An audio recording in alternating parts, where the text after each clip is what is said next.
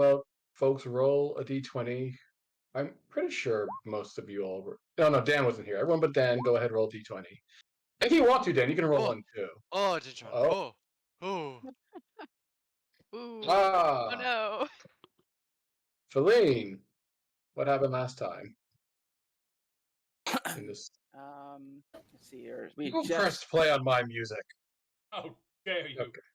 Oh, one second. I did not avert my. That I presented.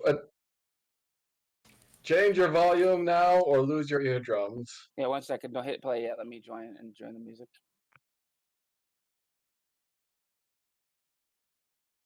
How dare you surprise me with my own playlist?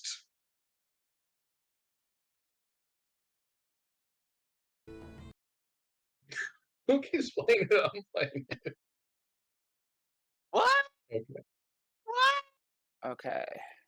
I may have just automatically played it via instinct when I entered it, just because like I use That's what you do. it too. Yeah. And then you called me out, and I was like, "Oh, well, now it's time for comedy." Hey. You love it. All right. I mean, probably. Glenn, what happened last time? Well, we survived the Temple of Fire, and then we got sucked back to to Mother Core's house by some empowered vines, and it was terrifying. And everybody was on the end of the rope, and I peed my clothes again, but then I used prestidigitation when nobody was looking, and so I'm okay now, I think. And then we were cleaned up and were able to rest. And I broke my nose because Mr. Dardis gave me an amulet of health and didn't tell me what it was until it came into effect. And I almost ripped open my rib cage, breathing in a whole bunch of air in surprise. And then we went and laid siege to some keep in the swamp. And I helped burn up 8 people with fireballs and watched a bunch of other horrible things happen to people. Bunch of awesome and dope things happen to people. Hey, I'm telling it from the perspective of Feline. Just saying. I'm adding as Roxy. Roxy just starts writing in your. Yeah, this is from her perspective. You get to a page that was supposed to be blank, and Roxy was here, and there's a large dick. Like a high school boy got a hold of your notebook. Yeah. I like to imagine there's a journal that everyone just is one person's journal, but everyone else just finds it randomly and just writes stuff in it, and it becomes just a ship's journal, just because everyone keeps on writing orders in it. Did you go into my my high school? Were you there too? So yeah, high schoolers sharing journals? No. So yeah, this is from the perspective of Phil, kind of like collecting her thoughts in one of her books, because she does have a few books in her little satchel there, and yeah, she's writing into it with her little summon pen, which got a little purple ink, and she's like, so yeah, he murdered a lot of people, spectacularly, but still terrifyingly so. For at least they're really dead, like really really dead. And then Roxy killed the leader of the Dragonborn that was in his castle, and then I think she ate his soul. You don't know nothing about none of that. I don't know. I mean, I don't really know much about necromancy, but from what I could see, based on my understanding of necromancy, something happened with his life force before he died, and I don't know what happened, but it went in that direction. I believe all you remember seeing was a striking of fear on his face, looking in her general direction. Yeah, that's just her scary. feel of it. Yeah, that's her feel of it. It's like something happened between her and that guy before he died, right when it happened, and that's what she's terrified of. She's now have more reason to be terrified of her. At the same time, I'm kind of curious, but I'm more scared than curious, and she writes that down. And now we're resting up again and getting ready to leave the swamp finally. But I don't really know if I'm going to be able to get away from my family now, because I just told the book drum where I am. Well, you could argue that the Rookdron are dead because you just murdered a bunch of them, but who's to say? Some of them got away, some of them didn't. That's not enough for them. Well, we need to murder more. Well, you can certainly find them in the wild. As you guys, I do not bring you to the keep, as the keep has now been broken and mulched down by the swamp and its denizens. Of course, there's still a pretty relatively highish more of the swamp that you're in, but you are surrounded by the druidic forces of Mother Core as they are finishing up their lovely work in pruning. And at this point, Mother Core can help you guys get where you guys need to go, unless there's anything specific you need to do here before being on your way. I have something Atlantic to do. Atlantic? Got him. Oh, I'm sorry. I was doing a bad joke about specific. I'm an old man who doesn't know references. Oh, it's Well, not a reference. You just The said Atlantic something and specific. Pacific Ocean. Yeah. Oh. You omitted the S, and so you said. Damn. Yeah, I Damn. didn't think that I've been joke would get that roasted. much attention because it was bad. But thank you. I caught it. Mike is I from Well, a see, time the fact that- before the oceans, so he Oh, was got it. I'm not sure I hear get myself it. talk, so I didn't know I said Pacific It's over okay, specific. It is I not got it. okay. Hey, No. Hey Billy, if it's anything, I thought it was funny. Thank you. Now I think it's hilarious. I have been utterly roasted. Yes, Atlantic, Pacific, whichever ocean you preference to. Is there anything you all would like to do in this new Grove-esque territory, no longer tainted by stone and mortar, before you are on your way? Can I I need to go? talk to the bird. One person at a time. Nate, Oh, okay. you were given the finger gun.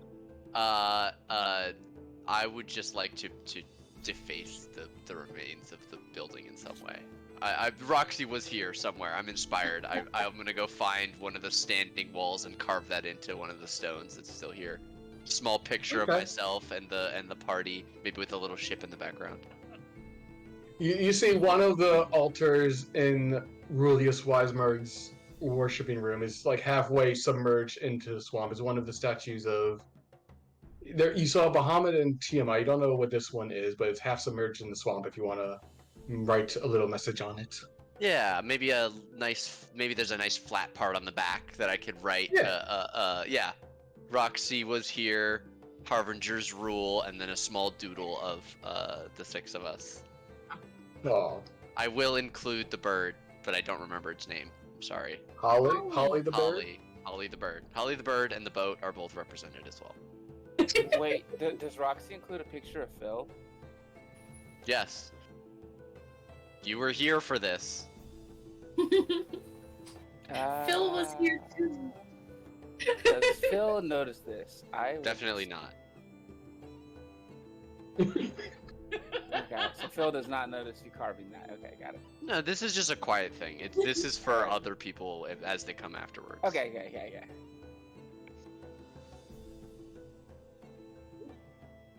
Build the Sound brand.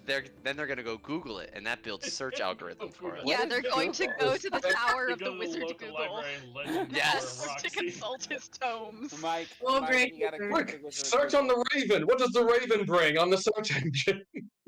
Ah, The There's search a- engine the is the rock name of a stars. siege engine with really big wheels Oh. for traveling. Quoth, Have, quoth the have- Raven, 1 billion search results. have you heard? Have you heard of Dewey and Decimal, his system? Awful. See, this has been holding to tweets. Like, how many tweets did we get? 1,000. Oh my god, it's 1,000 ravens in the sky. So many tweets. They're I shall coming to get me. blacken this. I shall blacken the sky with my search results. Oh, terrifying. With my posts. With my posts, I shall darken the heavens. Oh, boy. All right. Great, congratulations! You destroyed Savi with social media. I hope you're all proud. We should open an aviary. I mean, I was talking No. about a library.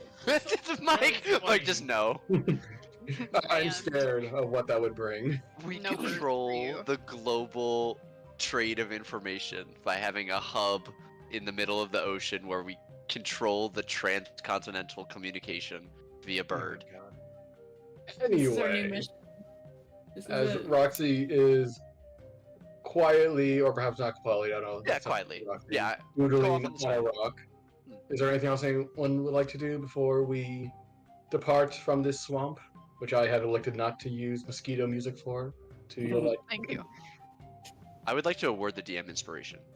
Yes. wow, I will No use it to mosquito kill you music all. here. Very glad. I need to talk to my bird. Oh, did you bring your bird with you, or did you have the bird go with Karthos and them? I have no idea what I- happened at the end of last session. I do think the bird went with Karthos because you were worried about Holly because there was In going to be a lot battle. of magic. Are they? It is a battlefield. It was a So battlefield. did we? And are we still there? And Karthos Yes. is still far away from us. Yes, we are gonna bring Karthos back into the fold. This is just a last minute thing you guys want to do before Okay. you head back to the city of Warden's Watch. I straight up just don't know where we are right now. So we're just. You barrel all, all right. We're outside Ruli's place, right? And it's been. You guys are roughly here in the swamps of Swazhoon. Holly, presumably, and Karthos and Vale and Carmine are in Warden's Watch over here, on the other side of the country island that I have dubbed Swazhoon. Are we meeting at the boat? Did we decide that? Yes. Where are we going? The boat is in the city. Gotcha. Okay. And So, this is a This- world question. Oh, sorry. yes.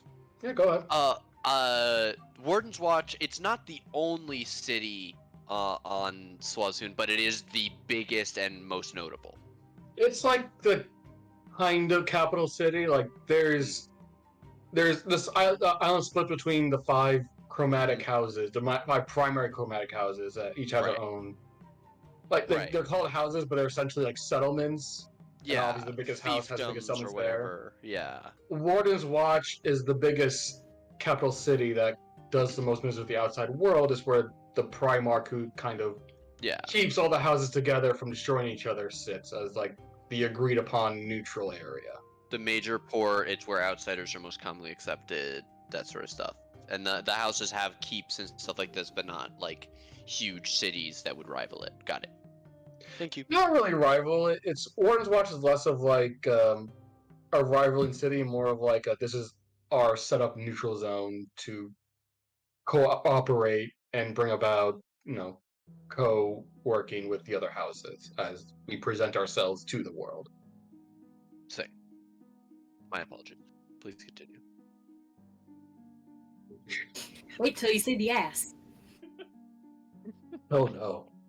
Speaking of ass, as you guys are in the ass end of the swamp, any last minute things anyone would like to do?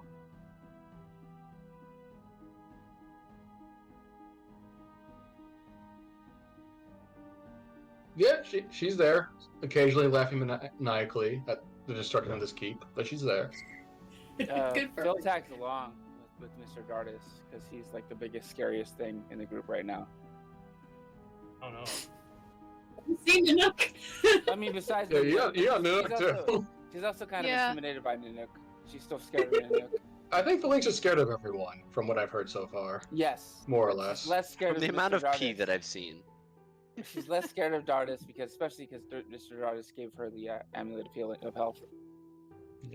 Mother Core will look in your direction as you approach and goes, "Yes, what can I do for you on this auspicious day of victory?"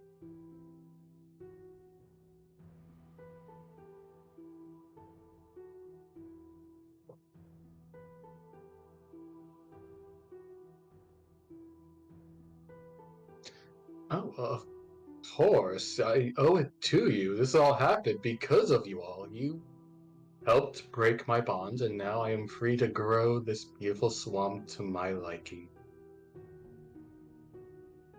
Jolene looks really confused and like back and forth real quick, and then she also kind of jumps in. It's like, I'm also glad that you helped Mr. Dardis and myself. And she bows very politely and like extra flourishy with the noble skills that she has. She'll definitely nod and kind of give a short bow. Like, yes, I'm very glad for that too. Whenever your compatriots are ready and done defiling the stones that once stood here, I can at least get you to the border of the swamps and make your journey a little easier. Just let me know when you're ready to leave.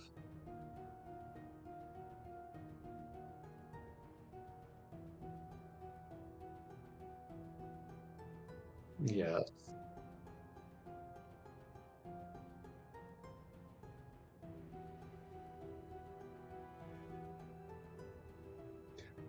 She laughs and goes, "Did no one ever teach you it's rude to ask such a question?"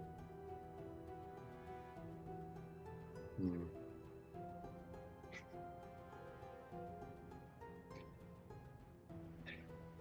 I was here before this country was a nation, if that's any help to you. Which, roughly, this area was formed after the Dragon War, which was a good couple centuries ago, according to the timeline. Does she say that Multiple loud enough for Phil to centuries. hear that? She wasn't hiding dead.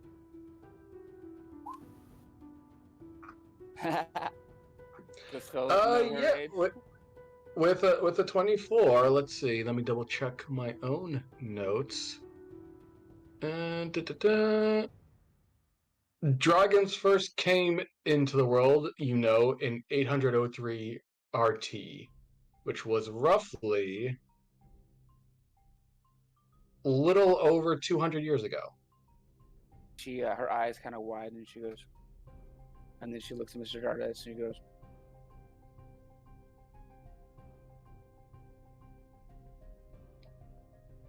If there is nothing else, I would advise you round up your group. I'm sure most of you are eager to be on your way.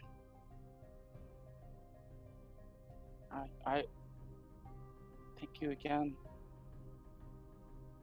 Oh, thank you all again. Like I said, I would not have been able to do this if you didn't free me from my bonds. Now we'll see how large we can grow. She just looks wistfully off into the distance. Oh, I will. Roxy? Rana, guys done? There's a loud screech and then a crack of a rock hitting another rock and fall and splitting in two. Yeah. What are they doing?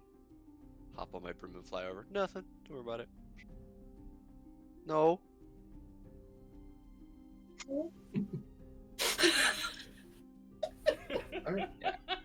No portrait Yeah. here. I'm sorry. Yeah. When I heard the no, I just pictured Roxy with the biggest try to be eyes ever, cat fuck. I don't know. I don't know what happened. Pushing a boulder off a cliff's edge. What? All right. If there's no any last minute things to take care of, Mother Cora will etch out a rune circle around you all, bid you adieu, and cast a spell that makes the world go green for a bit, as you don't necessarily feel anything, just the whole world goes green. You feel energy course through your veins, and when the green is gone, you are at the entrance of a cave, which those of you who made the trip here would recognize as the cave you used to enter into the swamps from Swazhoon, which saved you a good, roughly weekish time to travel. Okay, that course, was the real one. unnerving. Where are we? Oh, where's home?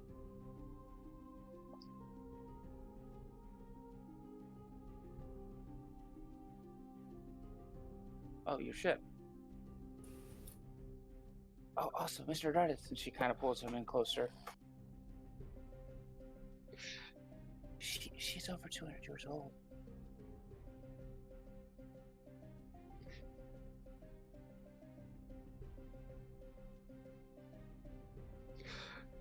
If anyone turns around, you'll notice a swamp. At least those of you who came here, it did look like a swamp, but the swamp you turn back into now looks much more thicker and almost ominous, darker, almost deadlier, as when you remember, as if nature has truly become untamed. And even the most practiced guide would probably not want to set foot in whatever is brewing in that swamp now. You know, she scribbles some notes down in her journal. If we have a problem and we need to take refuge somewhere, I'm sure we could probably ask for help from her now. Right? Well, I mean, I might be able to get some magic to help with getting her attention so we don't have to worry about it as much. I mean, that I don't know if I'll be with you though. But yeah, I guess if I have to. She starts thinking to herself and kind of mumbling quietly. Anyways, let's see, we have to get to your ship, right?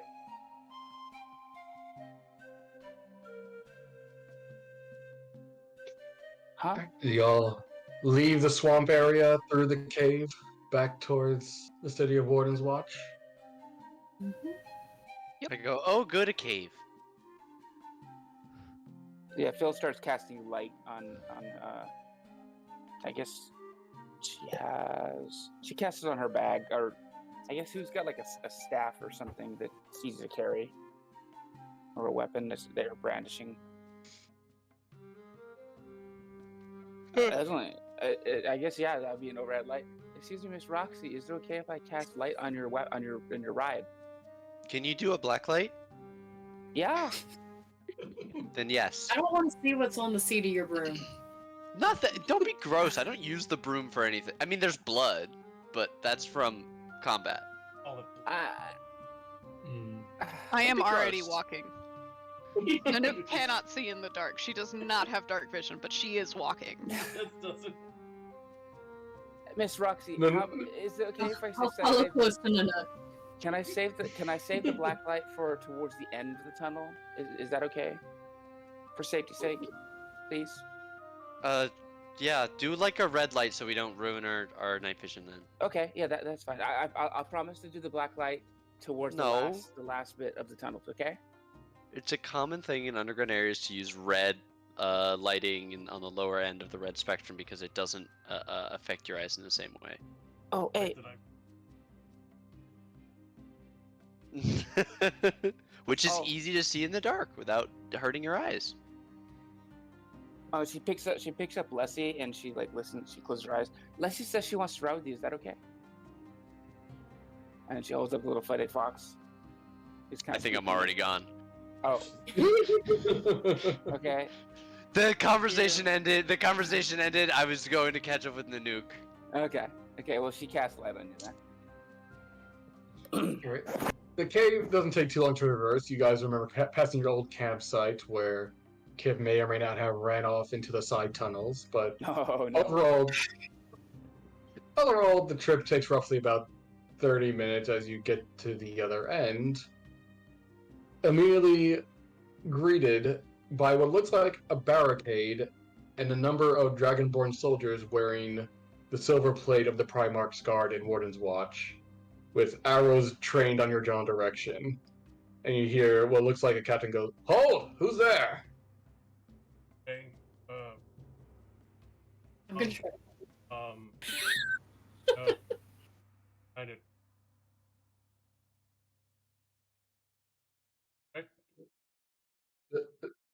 The captain runs up, taking off his helmet. You see, very much of like the Warden's Watch and the Primarch's army. It's silver plate armor with like accents that designate if they're like from a red house or a black house or a green house. He runs up and goes, "You got through there unharmed? Are you all okay?" Oh, we should have shit all the way through that. We fought end kegs and all the other crap and bulls and shit. Real fucking hell in there. Oh no, those are common. We were talking about the swamp itself. We heard rumors that the swamp became larger and started kind of. Oh, We don't send out here to. walking. Didn't think we would have to fight anything. We've heard people recently getting lost and getting, lack for a better word, consumed by the swamp. We've gone out here to find the cause of it, try to fight it back. Do you know anything that could help us? And a guy named.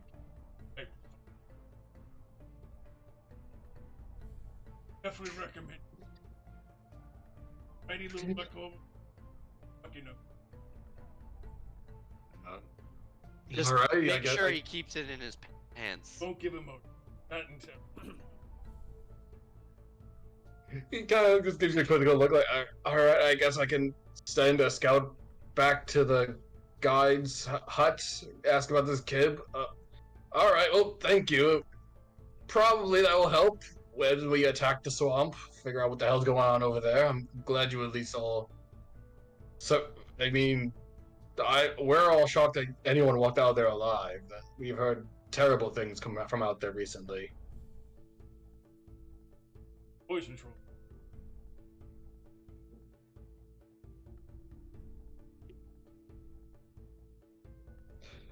All right, well, be on your way. Safe travels back. Swazun isn't necessarily the safest, but hopefully it'll be safer than what the hell ever's going on in the swamp right now. And he will put back his helmet on and bid you on your way as a couple of guards kind of move closer in, and so Barricades are kind of staying up a little entrance point as they attempt to figure out how best to tackle this seemingly new problem of the swamp being cray-cray. Whoever could know why that is.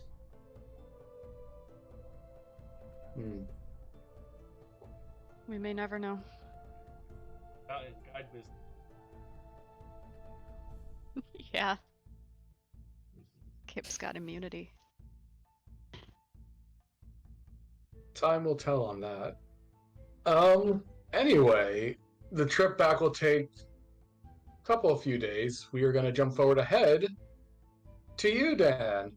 As you have gone ahead, you have traveled with Vale and Carmine for a good weekish, and then you have spent the rest of the few days just setting up in Warden's Watch, waiting for your companions to return.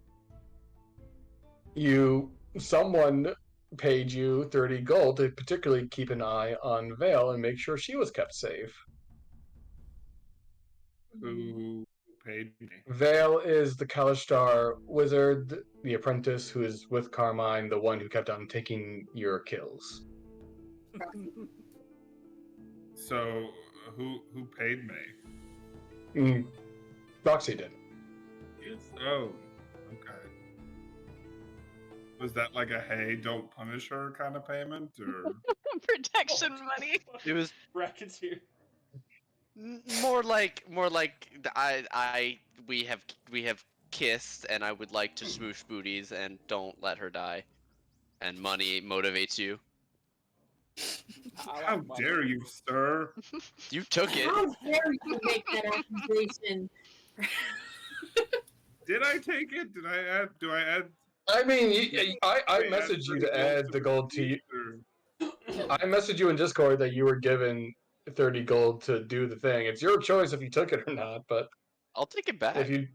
No, I mean I'll You're too take you're it. too good to. I don't want to, Yeah, no, I'll take your money. Okay. Not Anyway. guaranteeing, what's to happen, but Wow. Who's to say? Best bodyguard ever. Anyway, Dan has roughly been here for a little over a week now. Carmine has been stuck in his books, mostly keeping to himself. Vale has been in and out, but you guys, for the most part, have been Cyborg staying Man has been at... reading. Say that again?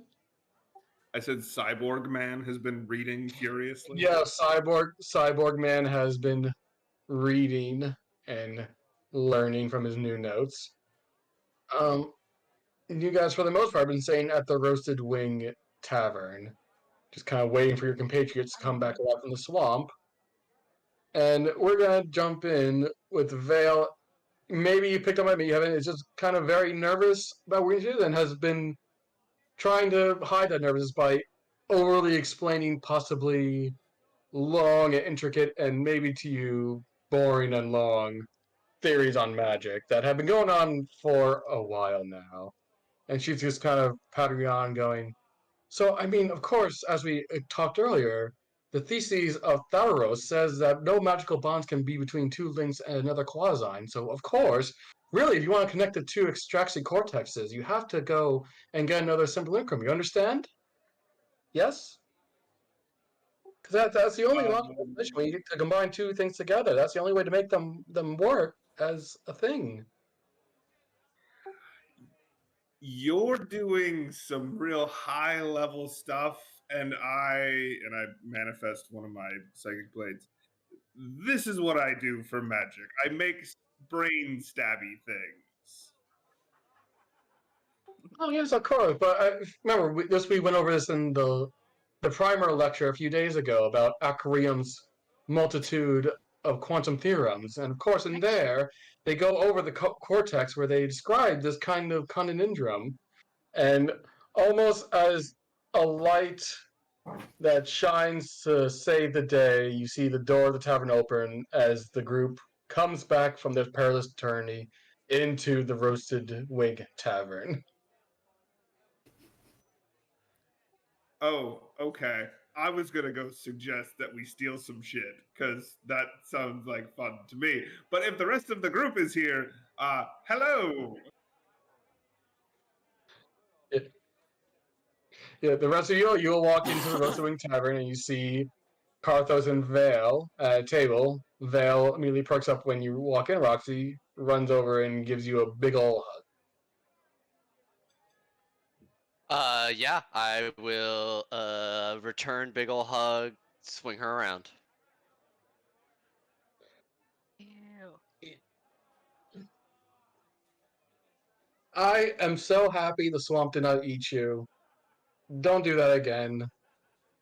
What Yeah, happened? we kind of let the swamp eat the other guys, and yeah, there was a lot of eating. Overall, it's not important to go into like all the details of it. We did, we were fine. There wasn't any real danger. Mostly. Yeah. I killed 8 people with fireballs.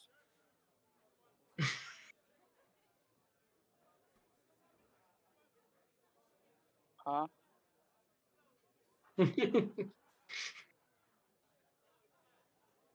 Shots. The nuke just nods and she follows you.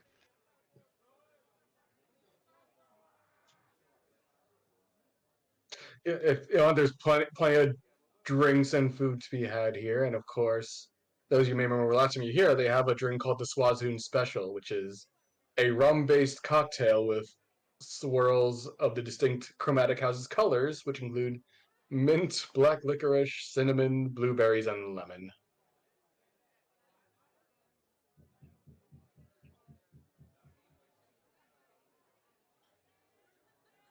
A true Dragonborn's drink. Don't have too many of those, or you'll be unconscious on the floor.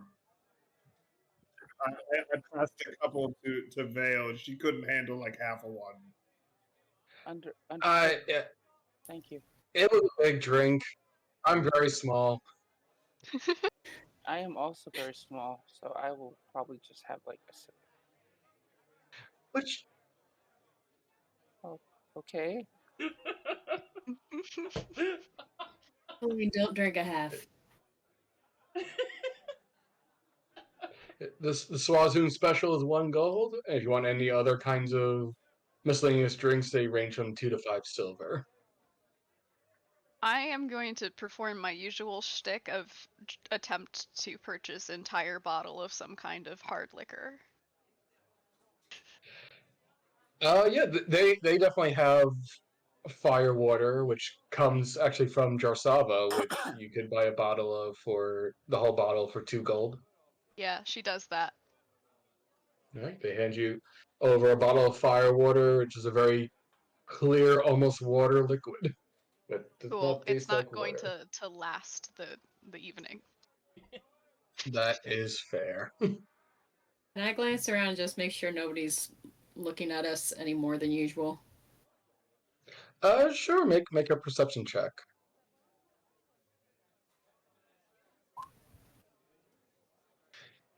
I mean, people certainly are looking. It's not as open as Warden's Watch is, it's very uncommon for people who are not Dragonborn to congregate here outside of general trade and just being on their way. But no one looks like that would mean you ill intent. It's more just like, oh, that's a lot of not Dragonborns here. That's weird.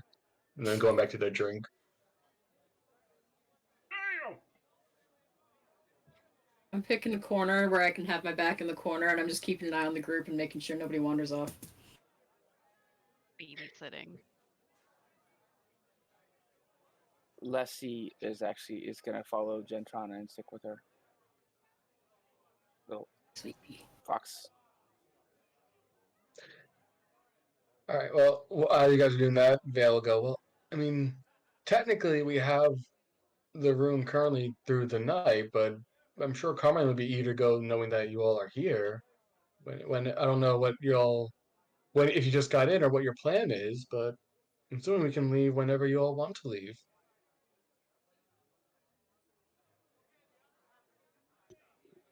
Oh, we're not That'd be staying the such shit. night. I mean, Roxy has acquired a drink. She did not buy it, and is halfway into it, or at least the glass is halfway empty. It's possible that it was already halfway empty when she found it.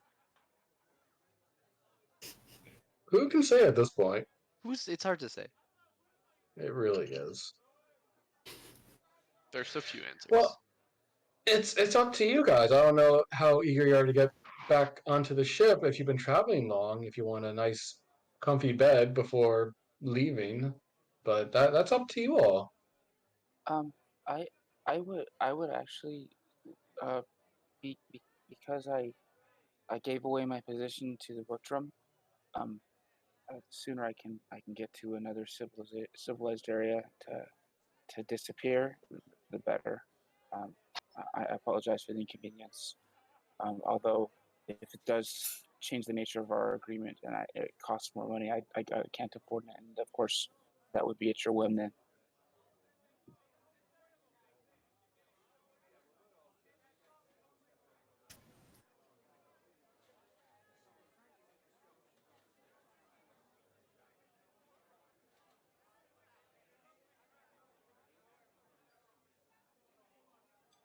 Nanook kind of shrugs at that, like her mentality is if our friend, the wanted religious criminal, isn't worried about getting out of the city, she's also not worried, so she shrugs and just also goes, yeah, fuck it. I'd rather leave. This is, in fact, a party decision. Some of you want to leave, some of you want to stay. It is up to you all to make your mind up. Perhaps over drinks, who knows?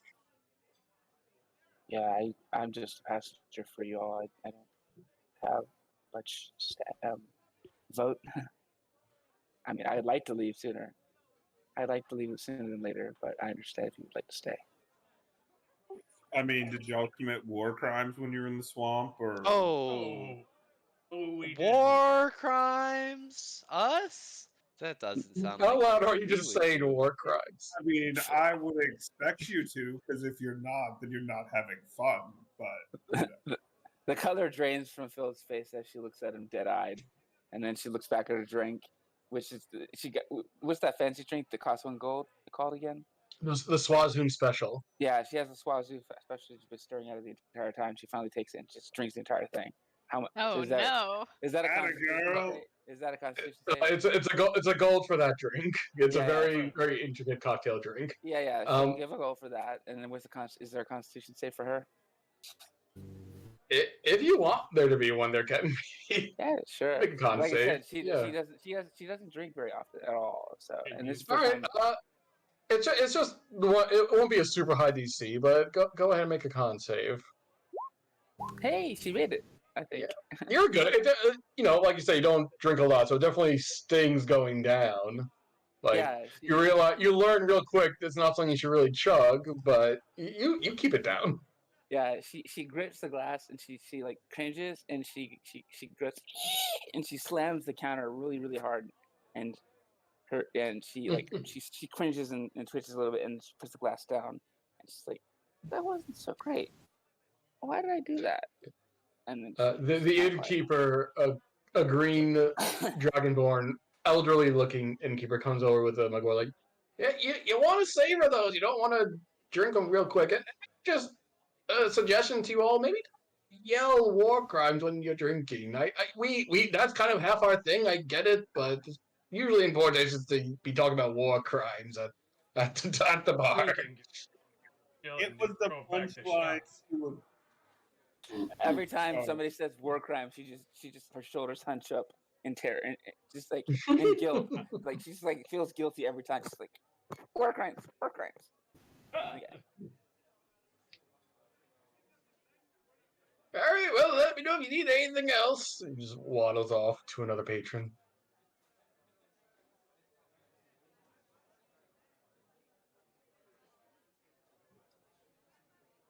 So, you guys are at the inn. The world is your oyster until someone decides to do something about it. What is the plan? What would you all like to do? I'm chilling. I'm staying here till somebody makes me move.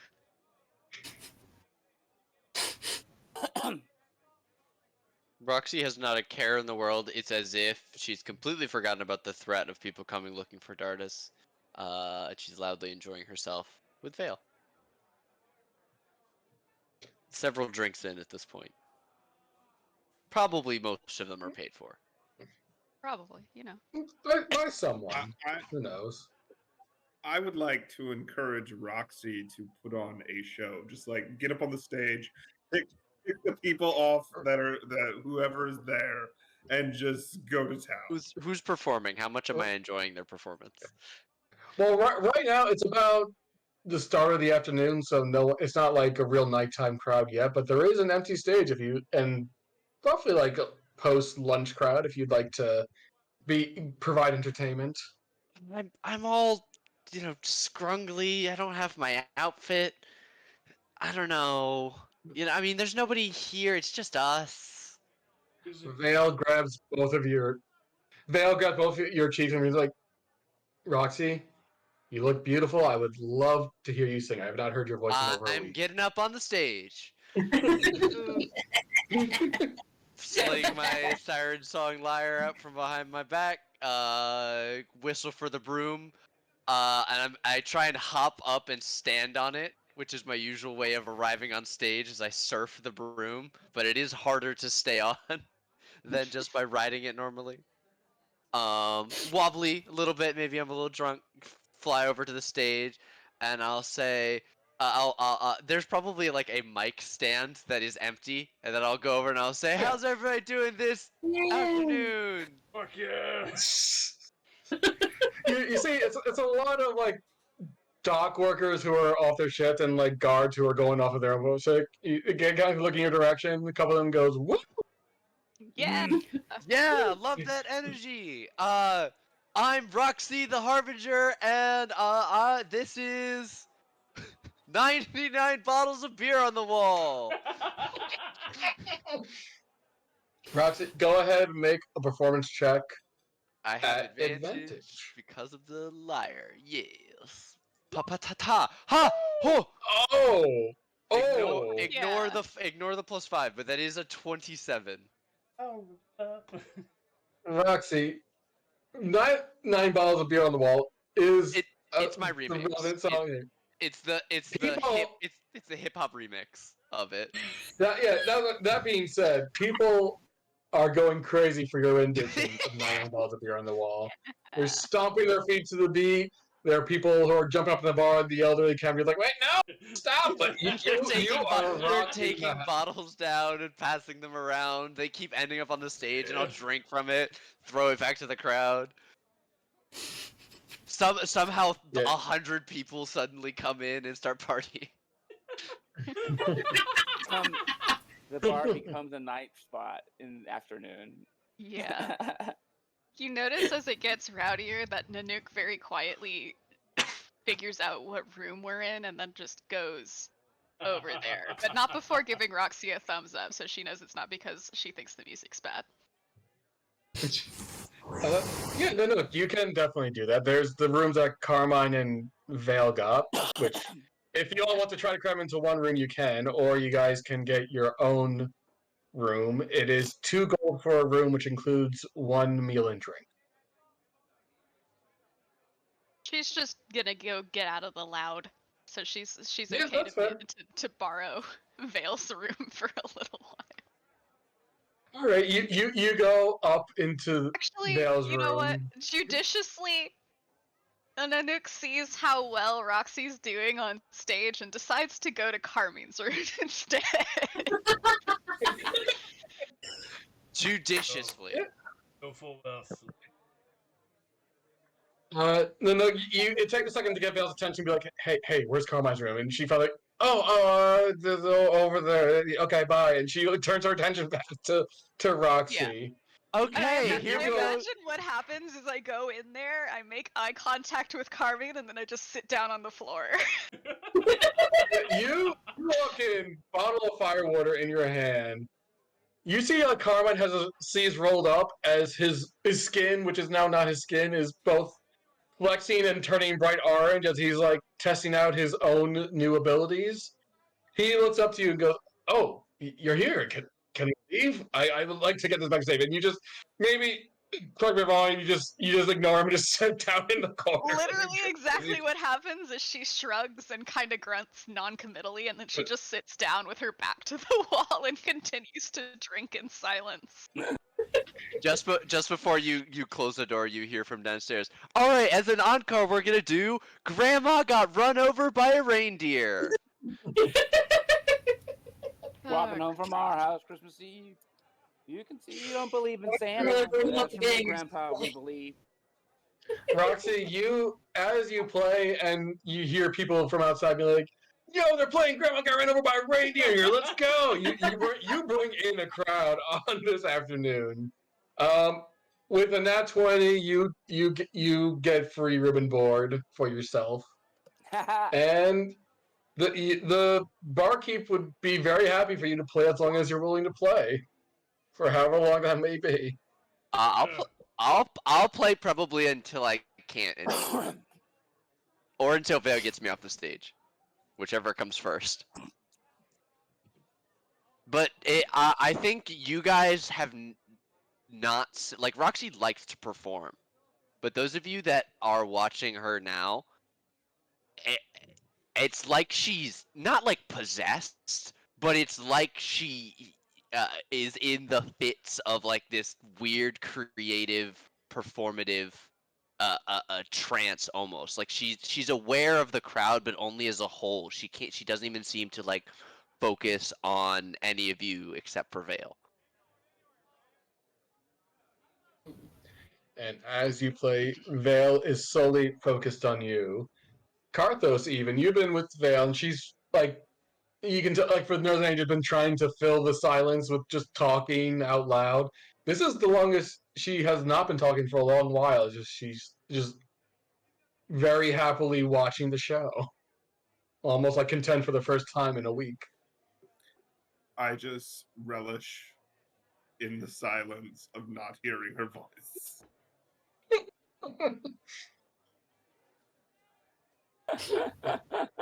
Roxy, you along with the free room board from the thing, you have definitely been offered up your own fair share of drinks from just happy patrons who are very pleased with the performance.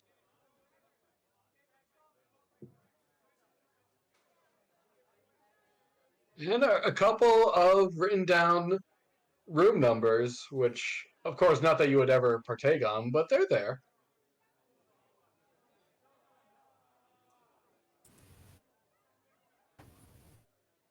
Okay. Okay.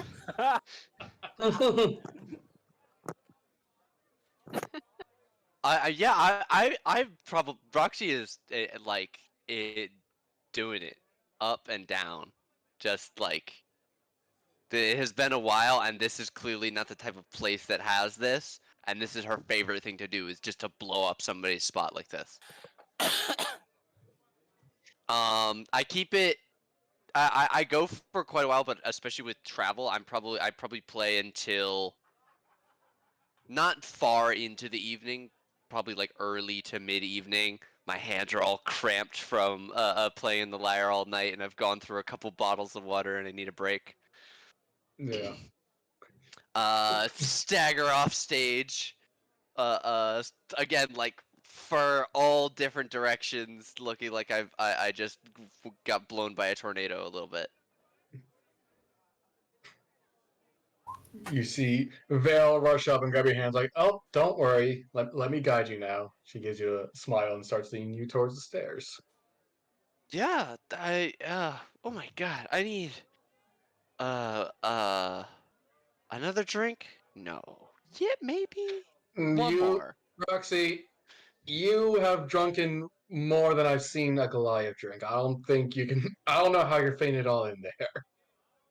I'll show you how I fit. um, where are we going? Oh, stairs, bed, sleep. Oh my god. I think at this point, Jen, Dardes, and Feline, you guys maybe have taken some of Roxy's excess drinks, as she can only drink. Maybe she can only drink so much. Who knows? But you guys watch as they go up. Is the four of you with Carthos left at the bar. I think at this point it seems mostly decided that you guys are spending another night here with how things have gone, unless you are willing to try to rouse everyone up to get to the ship. But it seems like you are staying another night here. Just tie me to the broom and pull me. It'll be fine.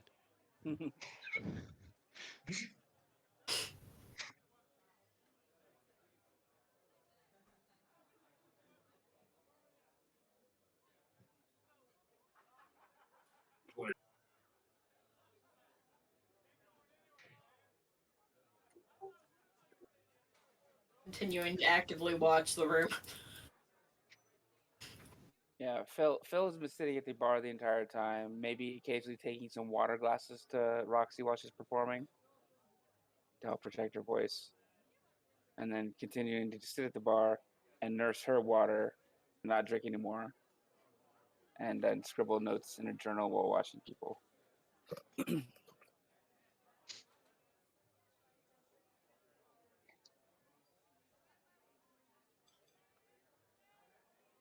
The Swanson special is just the mint. Oh God. Alcohol and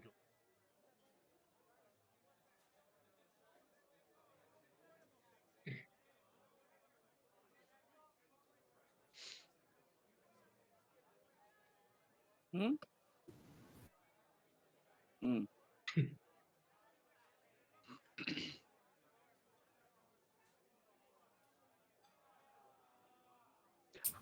Oh yeah, Jen, I almost forgot it because it's Drymore. They don't give a crap. You met Holly here as well. Holly was just chilling in the keep, and since you began, she's been cuddling up next to you in the corner. Petting continuously. Every now and then I whisper at her, even though I don't have anything that allows me to talk to animals. It's fine. This is just for you. Most just places don't- they wouldn't let you keep that kind of bird in here, but it's Swaziland. Who gives a fuck? I'll give a There shit. are more dangerous creatures out and about. Most notably the dragonborn.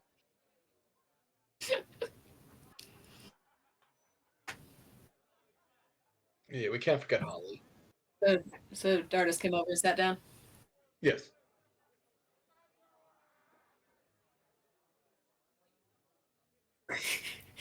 Fucking empty, man. Yeah. fuck up. Pickle it. Kind of sniffs it a little bit and sips it a little bit and just kind of like I'll get back to that later. Is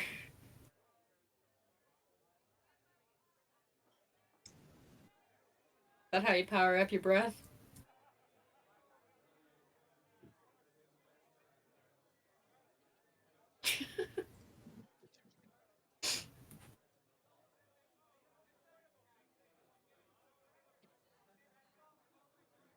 I don't think so.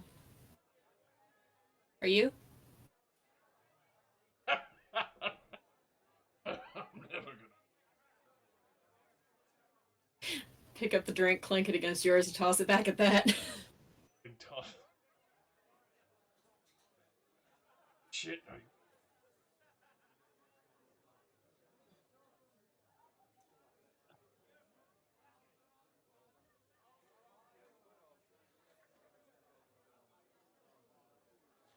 When Not he done finishes yet. saying that, Phil kind of looks over to them both and kind of smiles, waves, and then goes back to writing.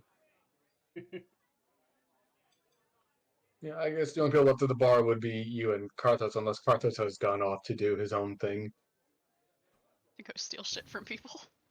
I mean, look, it's a pretty full bar now. Plenty of opportunities to steal some shit. I mean, I'm not opposed to pilfering from people. And also, if I can find word of some kind of underground fight club or something like that, I'm definitely down to. Well, here's the thing about Warden's Watch, and if you were to ask Dardis, he would tell you, it's Warden's Watch, home of the Dragonborn. The fighting ain't underground. There is an Now. area called Primarch's Court, which is a great arena where anyone can come in and do bouts and fight if you so wish to. In this country, in this city, there's always people eager for a fight.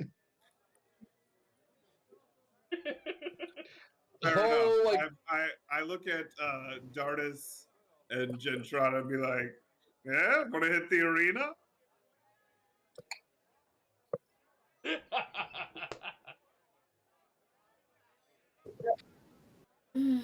We've been in a lot of trouble the last few days. Would you really want to do this?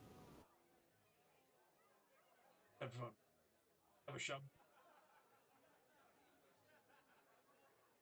Fuck it, sure. Yeah. You pour out that nice glacial water.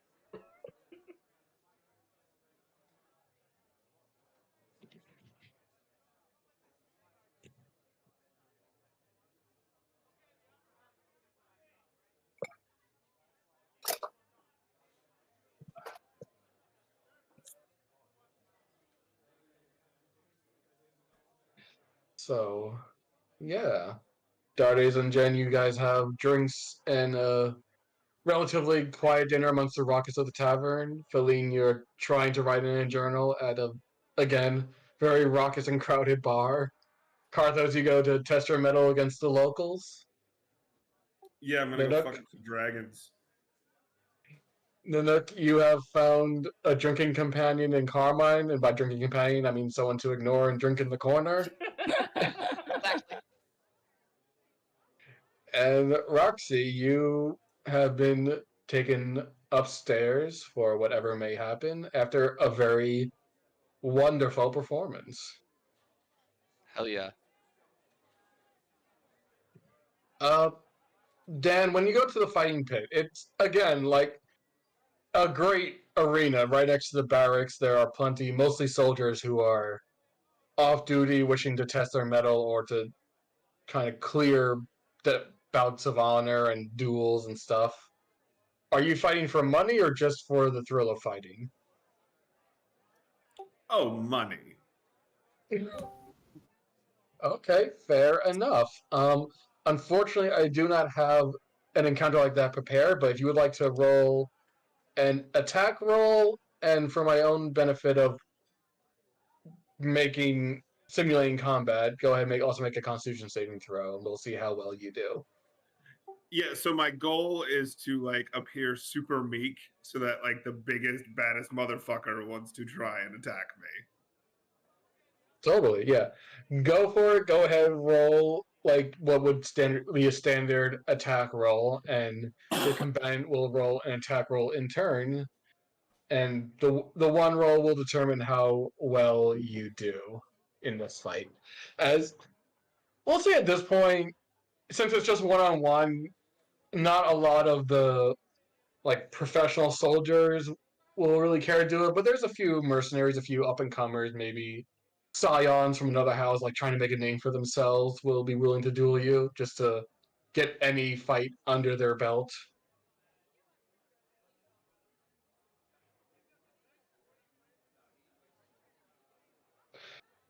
All right. You rolled a 17 on the attack. The person I rolled for only rolled a 15. Go ahead and quickly make a con saving throw to see how well you weather the attack. Would I have advantage on this because I could uncanny dodge? Is uncanny dodge, is that any attack or is that like area effect stuff? Any Uncanny attack? dodge is any attack. Evasion is dexterity saving throws. I always confuse it too. Then yeah, sure, go ahead, roll with advantage.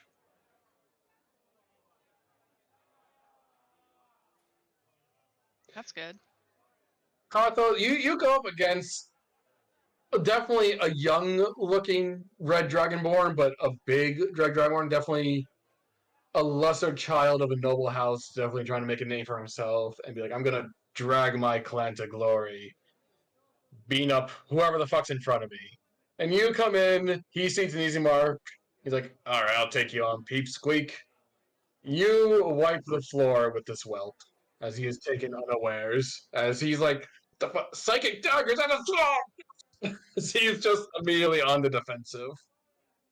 Yeah, the way I'm envisioning it in my brain is dart quickly to the side to to huck a dagger at him, and then like just kind of run up his back to jam another one like in the top of his head with a flourish.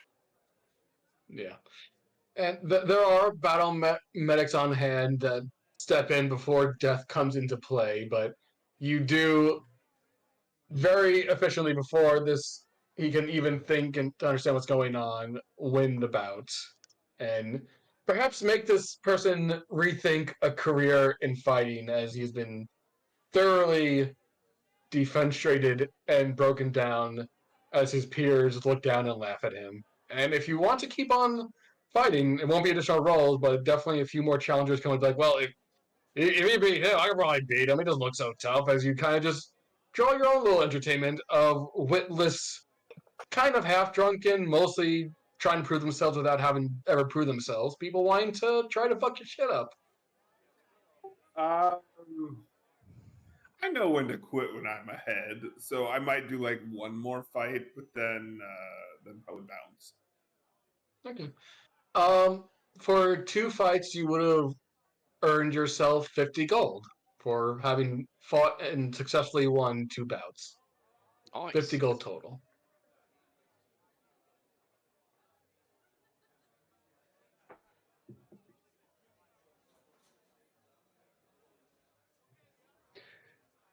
All right. Is there anything anyone else want to do or play out in this presumably last night in the city?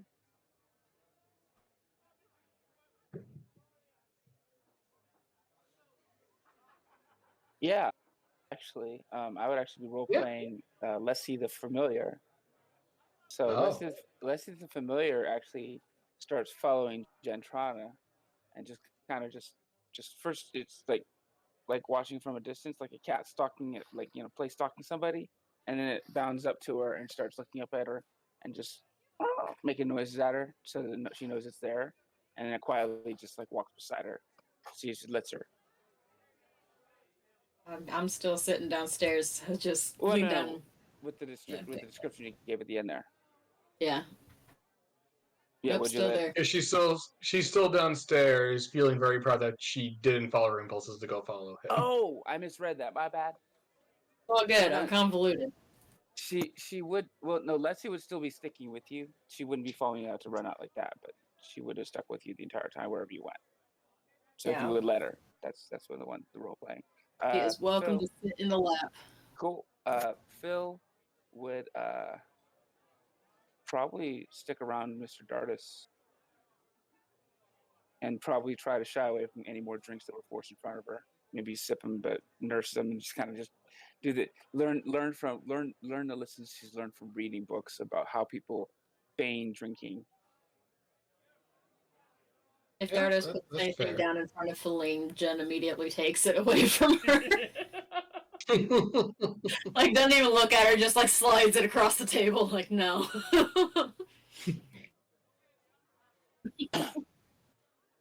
You slide it across the table just as Carthos walks in and slide in front of him. It just slide it straight down. Like I appreciate the drinks, but I am still a lightweight. As you can see, I only weigh, less than 3 stones, honestly. But I am happy to I don't want to weigh 6 of them though. I'm happy with what I look like. I am happy to I am happy to try drinks. I'm happy to try drinks. I don't want to try keeping up with your promise. It's nothing against this. It's not my thing. Don't worry I about it. I am relaxing. And I'm happy to try to drink with you.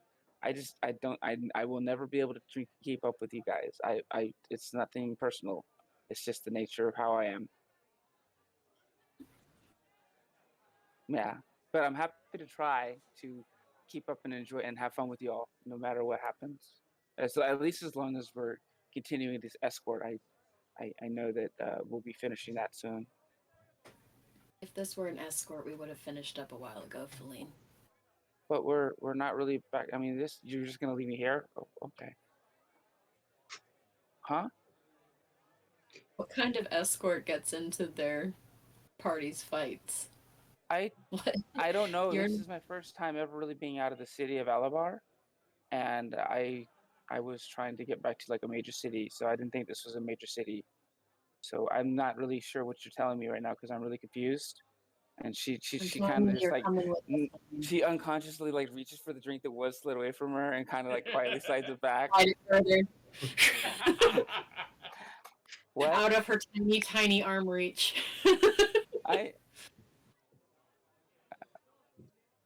Wait. So I'm coming with you. We just lost one child. We need a new one.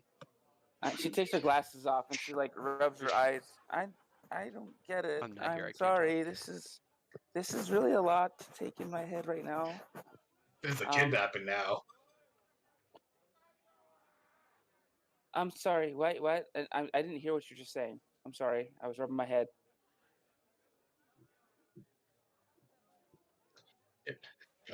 Yeah. Yeah, Feline, you know Falavar. Yeah, Falavar is probably one of the closest allies of the Mageocracy of Alabar, mainly because there's a lot of joint cross-training between the mages there. So, yeah. if not have gone there, you definitely would know about Falavar. Yeah. And their names rhyme, which is the strongest basis. Oh, yeah, look at that. Yeah, I guess they do. So you want me to stay with you? You want to? No, I really don't. But okay, that's way better than what I was. I thought I was gonna be on my own very soon, and I was gonna have to give you 200 gold, and try to figure out a way to give you another 200 gold, and also give you back this necklace. And she was like, she clutches the amulet of health very protectively. This yeah. And she kind of looks at the floor and like she's got a whole bunch of thoughts in her head at once. She's just really confused at the same time. And then she looks back. I mean, but it's yours. It's yours. It's not my jewelry. Oh, well, I owe you a lot then because I'm gonna have to tell you a lot of things when we get away from the city, and we're on the boat and it's just a little bit of us. I will tell you a lot of things. Maybe when we're more private. Yes, but just to give you a better framework of why this is so much. This is way more. Yeah, but yeah. Okay. I'm gonna go. I'm gonna go up to the room where it's quieter because right now I can't think straight. But thank you so much. Oh, also, and she reaches into her little coin purse and she pulls out the 40 platinum. Here's all the money I owed for the delivery. I was gonna keep 200 because I thought I was gonna have to figure out how to do something on my own. But here's all of it, and I will figure out something else. I will get back to you on that since I'm gonna be with you guys anyways. And no, it's the money I owed you because the escort here. She gives it and she pushes it on the table and she walks away very quickly and goes upstairs to Carmine and Nanook. I So lean down to Leslie. there's now 40 platinum on the table in front of you guys. I lean down to Leslie and pat her head and tell her to go follow her person. Yeah, unless he follows and catches up to Phil. Yeah. Philly, you go up, you walk in, Carmine saw his desk, Nanook in the corner drink. At this point, I say mostly done with the fire water. He just looks up and goes like, that one hasn't told me anything. I'm assuming we're staying here tonight. I guess so. She's also kind of blank. I'm sorry. I'm kind of processing all the things right now. But yes, it sounds like we're staying the night. I'm sorry. Is it okay if I sit quietly too? Because they just told me a lot of things, and I'm still trying to figure it out.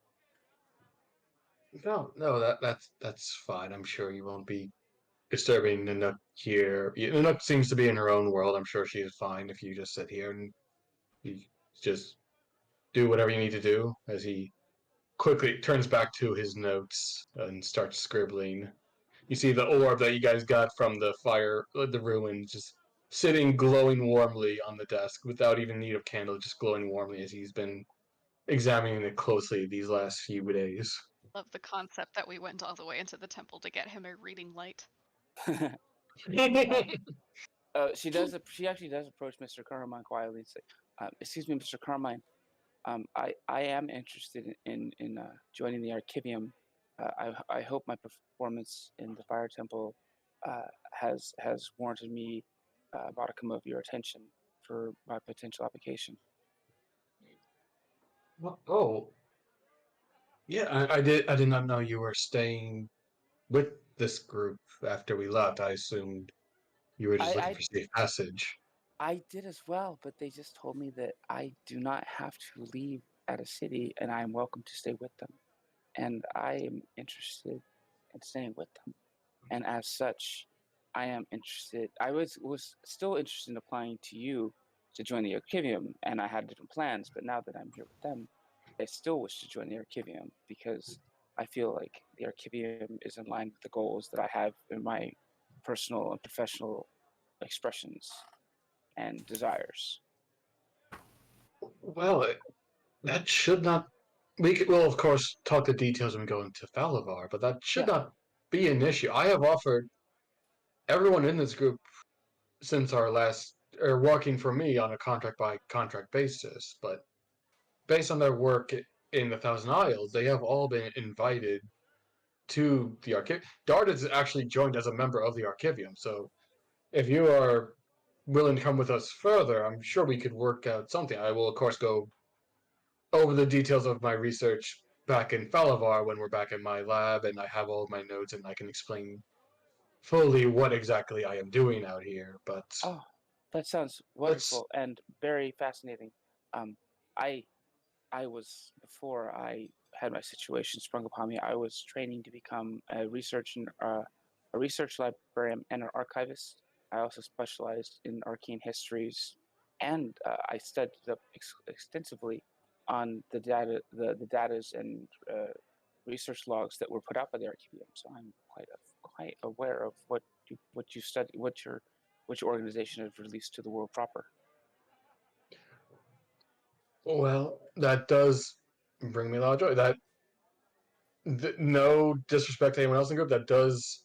I do much value the academic mind that has been lacking so far. No offense, Nanook. He looks over. Wow. She just kind of like shrugs and goes, I know. That's up to you, but just the group in general. You had that one elf wizard who was here for a while, and then he left, and it's just been me and Vale mostly. So another intellect, another academic student would always be appreciated. They may have not had benefits of a noble education, but I think that may just be a facet that is it's just an extra boon for some folks. In most cases, from what I've encountered, it tends to be a curse for most. I mean, speaking from experience, the academic mind does not rely on nobility. It helps, of course, the resources to a library is a great advantage, but it does not take a noble to be academic. But That is neither here nor there. I would love to go over the details with you when we are back at my lab in Falavar. Yeah. So you can understand the full potential of what exactly I am trying to do here. I agree. And sorry, I didn't mean to wax nostalgic. In fact, I do need to rest then. I just got really excited for a moment there for a lot of reasons. Anyways, thank you for your time. And she goes and quietly sits down on the bed and kind of just pets Leslie very solemnly. All good. With that, is there anything else anyone wanted to do before we ended this night in particular?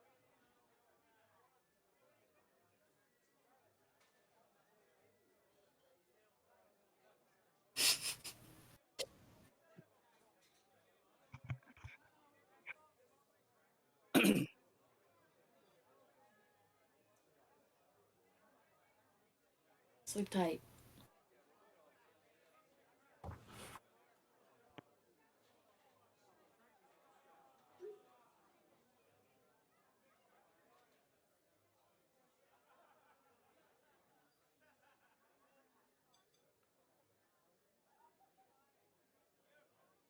Talk about it later.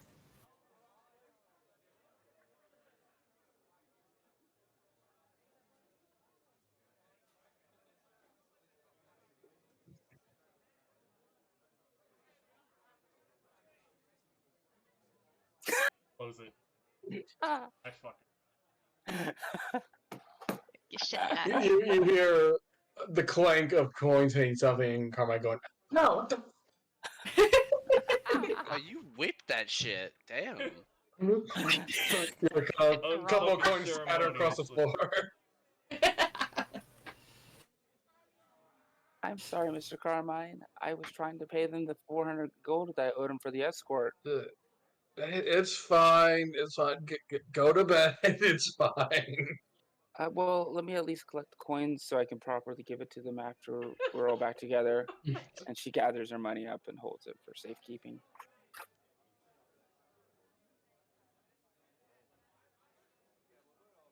Everybody else who bonded with Phil is like, no, and Phil and Roxy's like, I'll take my cut. If only you were there. Fuck.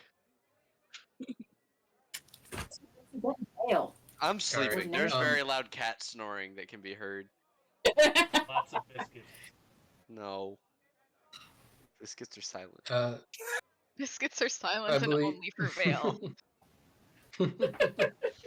Biscuits for Vale. I did not bring enough for the whole class. Now on Lifetime, biscuits for Vale. It was Gentrana and I believe you guys are the last stragglers down at the bar. Is there anything you guys want to do before we move on from tonight? I'm just up late.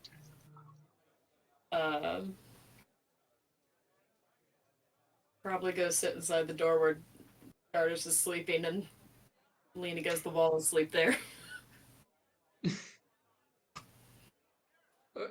Each room does have a second bed, so if you guys want, you guys can bunk up in multiple rooms. You don't have to sleep in the hallway.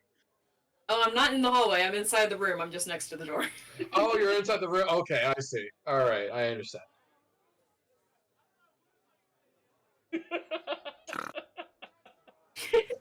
In like 4 seconds, flat. 100%. Hits the pillow, and that was it. Seriously fast. Wow, beautiful. You're beautiful.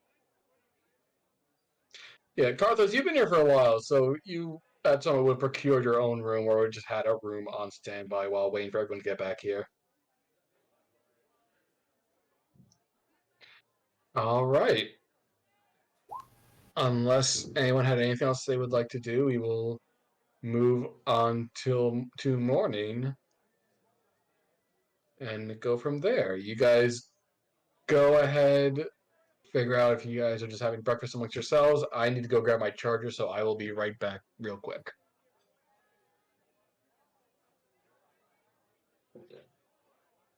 I'm down to the table. Hi guys, I don't know if you've met. This is my girlfriend, Vale. Hi, Vale. Ooh, that is upgrade. Nice to meet you, Vale. Congratulations. I'm happy for you both. Very mean of us to talk to Vale when Cat- her person's Cat not that here. caught the canary smile. I was trying to pay you for the escort, and Mr. Dardis threw the Oh, bag nice. of coins. Yeah. Oh, What's no. my cut? Yeah, Mr. I saw Dardis, I saw you open the door and throw the bag of coins at Mr. You threw the coins at Mr. Carmine's head.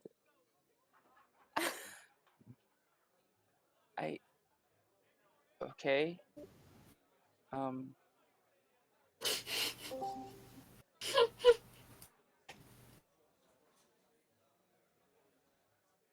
Okay. I understand. Are you My guys still money is- throwing money at each other? No, he was throwing it. I think he was trying to just throw it in the room and ended up hitting Mr. Carmine. I feel really bad about that, and I guess my money is no good anymore. But Roxy, would you still like to be paid your share? Because I still want to I honor like my money. debts. Okay. So see here, I was paying Nanook. So it was 4 out of the 5, right? Or it was because Carthage wasn't with the group then.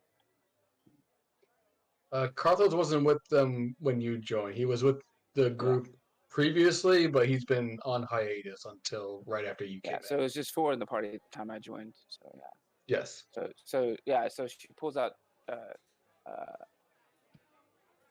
Sorry, I can't 100 do math in each. my head. 400. Yeah, it's 100 each. 400, So yeah. So 300. yeah. So five platinum pieces and hands them to Roxy. Oh wait. So 10? Shit, I can't do 10. math in my head. 10 My brain platinum. is just my brain is. You guys can figure it out later if you want to just No, message people what their no. share is. It's fine. No. It was 400 gold, so for 10 platinum each. So yeah, 10 platinum. Thank you. So she hands 10 platinum to Roxy for her share. Sick. Breakfast on me.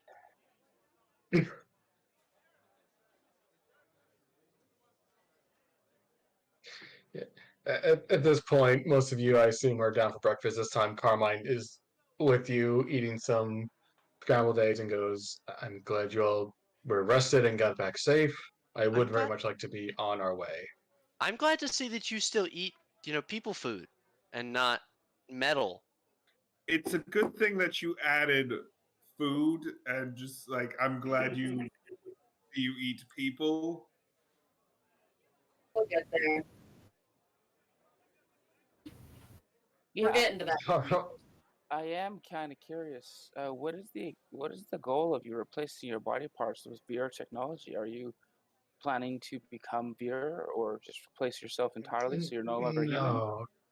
No. From our understanding, the Vire weren't actually robotic. They were living beings. I believe one of our compatriots has potentially the remains of one of them. He motions at Roxy. But Wave. which, before we get into it, I would like to mention, and he kind of leans in quietly, that some of the discoveries we made in that particular ruins may have held some particular meanings for the Warforged that exist currently amongst us, and I would urge you all to please remember your contracts of confidentiality and keep anything we learned at the moment under wraps for now. I thought only Dardish signed the contract. You all signed the contract to work for me on a contract by contract basis. Darda right. specifically joined the Joined the Archivium. Archivium, right. You all signed a contract. Although you all are just freelancers while Dardas is a member of the Archivium. But you all did sign a contract. And how long is my period of non-disclosure after the job ends? Until the paper's written. That could. Oh, I can't believe I signed that. You should have read it. I feel like I would have. It was in very small print. I didn't understand it. That's.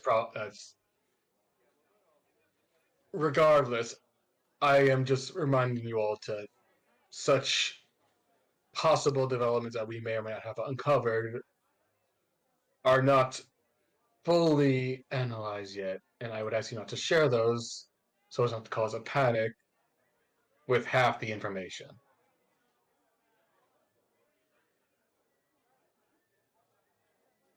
That being said, yes. Out of character, Nanook has no interest in like spilling research to other people, but the concept of Nanook being bound by like intellectual property laws is so funny to me. Like, who's gonna stop her? What are they gonna do? Put her in jail? What are you angry rifle? You can certainly try. I mean, one Fold your person, ass in maybe half. not. There's Yeah, police forces that exist. I mean, Yeah, but she could just leave. Just go. Yeah. No, this is out of character. She has no interest in doing this. So I'm not like on a vendetta. No, because of alright. the She problem. could just no, go I away. totally understand, but Fuck your NDA. I You're mean, gonna tell everyone. I'm telling all my druid friends.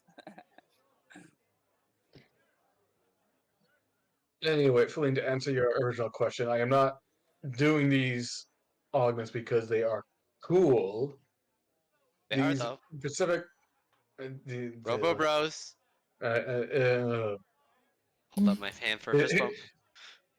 his hand heats up a little bit and he fist bumps you. Yeah. That alongside the replacement lungs I had installed, I am not doing them because they are cool. Yeah. I am doing them because the relics I am looking for are in unhospitable areas within the elemental planes. The first one was in the plane of water, which was underwater, so I had to be able to breathe. This one was in the plane of fire, and I needed the capabilities to withstand the heat of that plane. It is out of necessity so I can ensure that I am retrieving the relics and making sure that they are being properly cared for. Right. And also I did not. so that you can get back to Cybertron. Y'all remember that play? Transmorphers?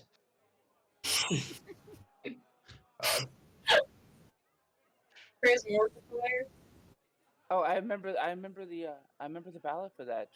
Warforged in Disguise. They always hire was so this- many pyromancy mages. It's like it's over the top. I honestly enjoyed the cantrips that were used. They were quite beautiful. I've never seen a play. Oh, I think I have one or two memorized. I could possibly write one up and get some of the crew members on your ship to act one out for you. The concept of bullying the crew into Theater. being actors in a play. I mean, what else are they gonna do when we got nothing to do on the ship, right? Right? Well, you Exactly, actually might find it interesting. The ship that your compatriots have acquired is actually of originally Vire make. It is rather unique in the sense that it actually does not require a large crew to operate, which has been a blessing. So you are in fact looking at the full crew. Oh, fascinating. It has a Feline's lot not of aware that most all of these people are boat people. that's true. When the campaign first started, literally everyone by accident were boat people. Yeah, good. It Spoiler. worked out weirdly well. That's the name. All by accident. Guess who's been on land? Who's been on the land her entire life, and Oh, is no. horribly prone to seasickness.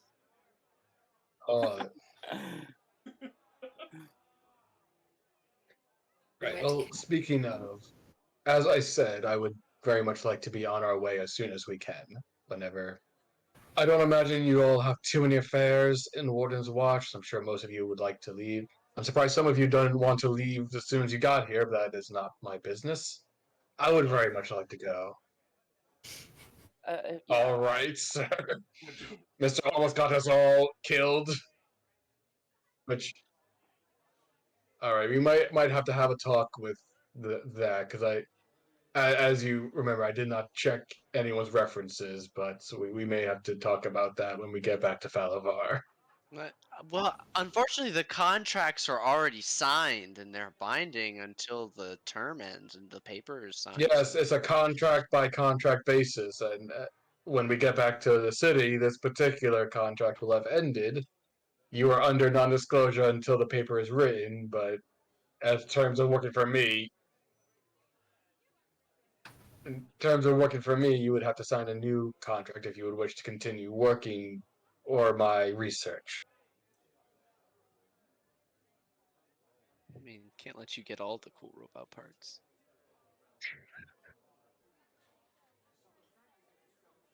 The recommendation was that me and Vale went to a pirate city because we didn't want to use resources that might alert my rival at the time, and we just happened to Fuck were you stumble doing into you originally? all, and it happened to work out.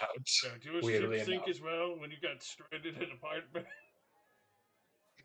we weren't stranded at a pirate bay. We went there because if we tried to use our What's kid and that thing? resources,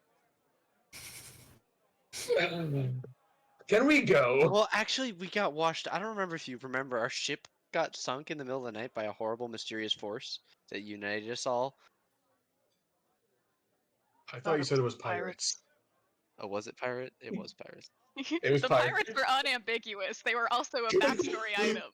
It's Hmm. No, I think I just. No, I just. A long night. Well, all the bickering of all these horrible things happening to the ship and the crew keeps happening. Phil just looks more and more terrified the entire time. Just her eyes start back and forth, and she's just like, "Huh, huh." like we could discuss matters like later.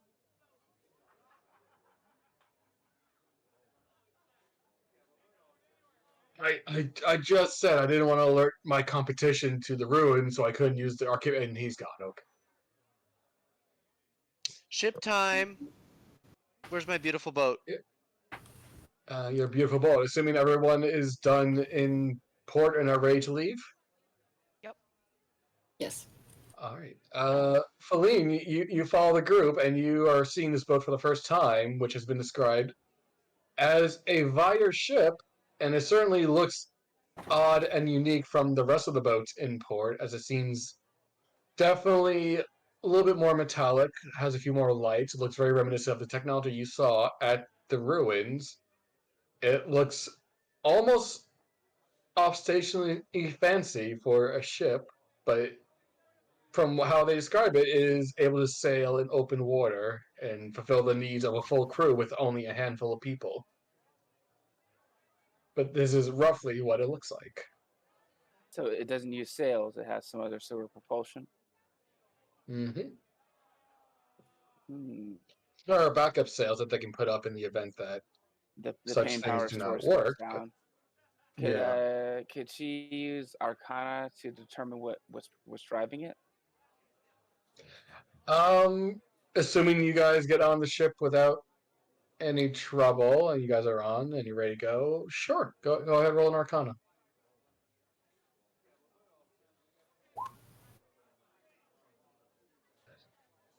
From as far as you can gather, very highly arcane based, but it also looks like the runes that are there that are seemingly taking in power are taking it, from what you can tell from how the runes are set up, as solar power. It's almost like converting energy from the sun and turn it into magical power to propel the ship. Oh, fascinating. What happens if there's a really bad storm and there's no sunlight coming in besides the very little amount from through the clouds? I think we all die. Thinks immediately.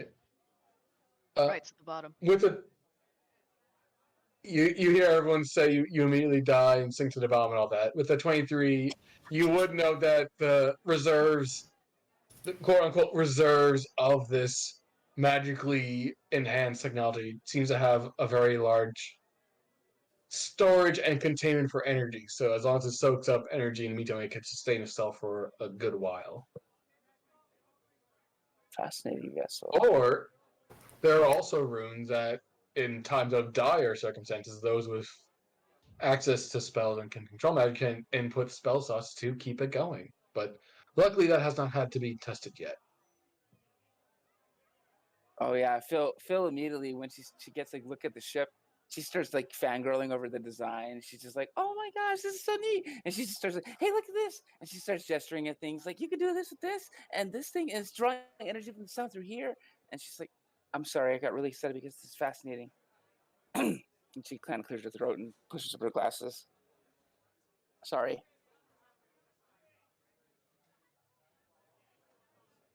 Well, I'm happy to help show you things. Otherwise, if you'd like. Right. We'll say as you guys are on the ship, you guys are getting ready to get on your way.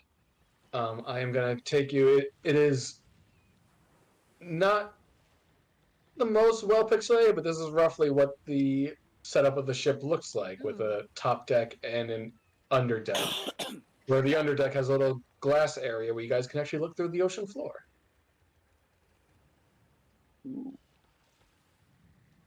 I imagine that Roxy and Nanook bond over being seafood eaters by staring often through the bottom of the floor while ships. Oh yeah. Oh yeah. That is Just- an activity, certainly. Every voyage is like, all right, let's look through the glass floor to look at dinner, and just watching all the fish go by.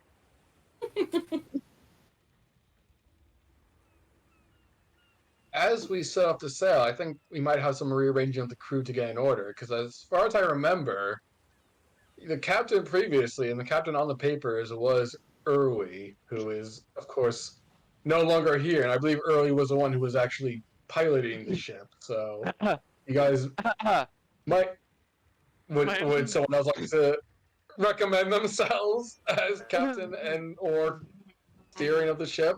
Tabaxi, perhaps, with something stuck in their throat. Yes, cat beer.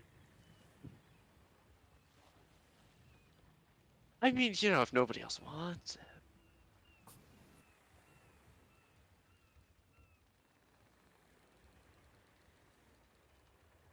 I mean, Jen, Karthos, you Roxy, question for you: yes. Oh yeah. are you proficient in water vehicles? Yes. Okay. Alrighty. And navigator's Then, tools. all right. Unless anyone is opposed, then you could This definitely is the second ship take. I've ever been on.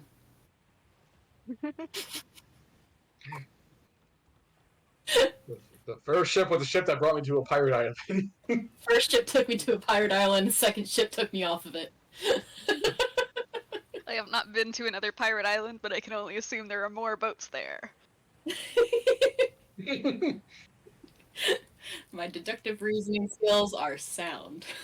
Of all the pirate islands, I was definitely on one of them. There was one. Fast.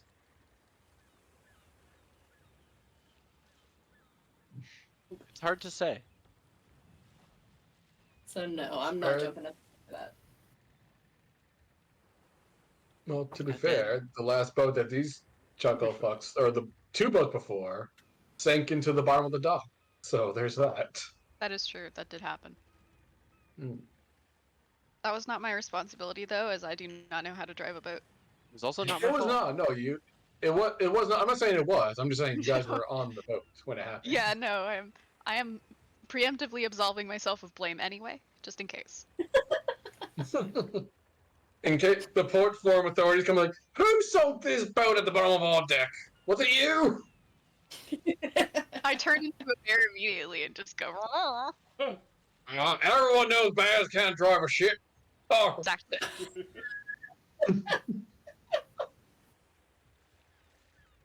All right. So presumably, undisputed, someone has claimed the role of captain. You may or may not need to reforge your captain's papers to show that you, in fact, do own this ship. Just change Hell your name yes. to Yuri. Okay, Would you- Easier. Captain Roxy. just for the title. And then, of course, you can assign yourself a first mate if you like. There's someone who can be the bosun, the quartermaster. They all know their jobs. I have no idea what my job is. I think I stand around and Look out. look at stuff. Yeah. Your job is lookout. Professional Ship staring combat at has the not horizon. happened often, Oh dear. but in case you would like to see just like the roles that you could partake of, I will just post this. Not that it's going to happen right now, but like if you want to be just like a first mate or a bosun or a quartermaster, those are things you can consider. Was there a picture on this page the last time we used it? On the ship roles, Yeah. there's a picture there. No, yeah, but was there the last time that we... Yeah. I did not register the picture before this. I think the last time I posted it with like 2 other handouts, and there was a lot of like, all right, here's how we do ship combat now. So I might have just been like, now you guys read for 10 minutes, and then we'll do ship combat. But yes, Captain Barbosa was on there before. Good to know.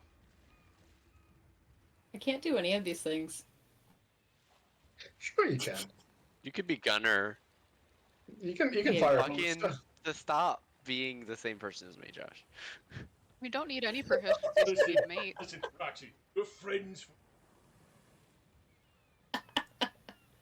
Not my fault. think Gunner I spent so many times on at the cinema doing the same shot, same joke. I nod and then I cast chill touch on the ground and make him slip. Fuck. I don't say this in a self-deprecating way. I say this in that I don't have any of these proficiencies, and my charisma modifier is 0. So, I don't think Gunner Gunner- requires any. yeah. So Gunner is the Or first only mate. viable. What? You can Yeah, both first be mate first is not mate. bad. Charisma modifier. Yeah. I can. Look, there's something for everyone. Yeah.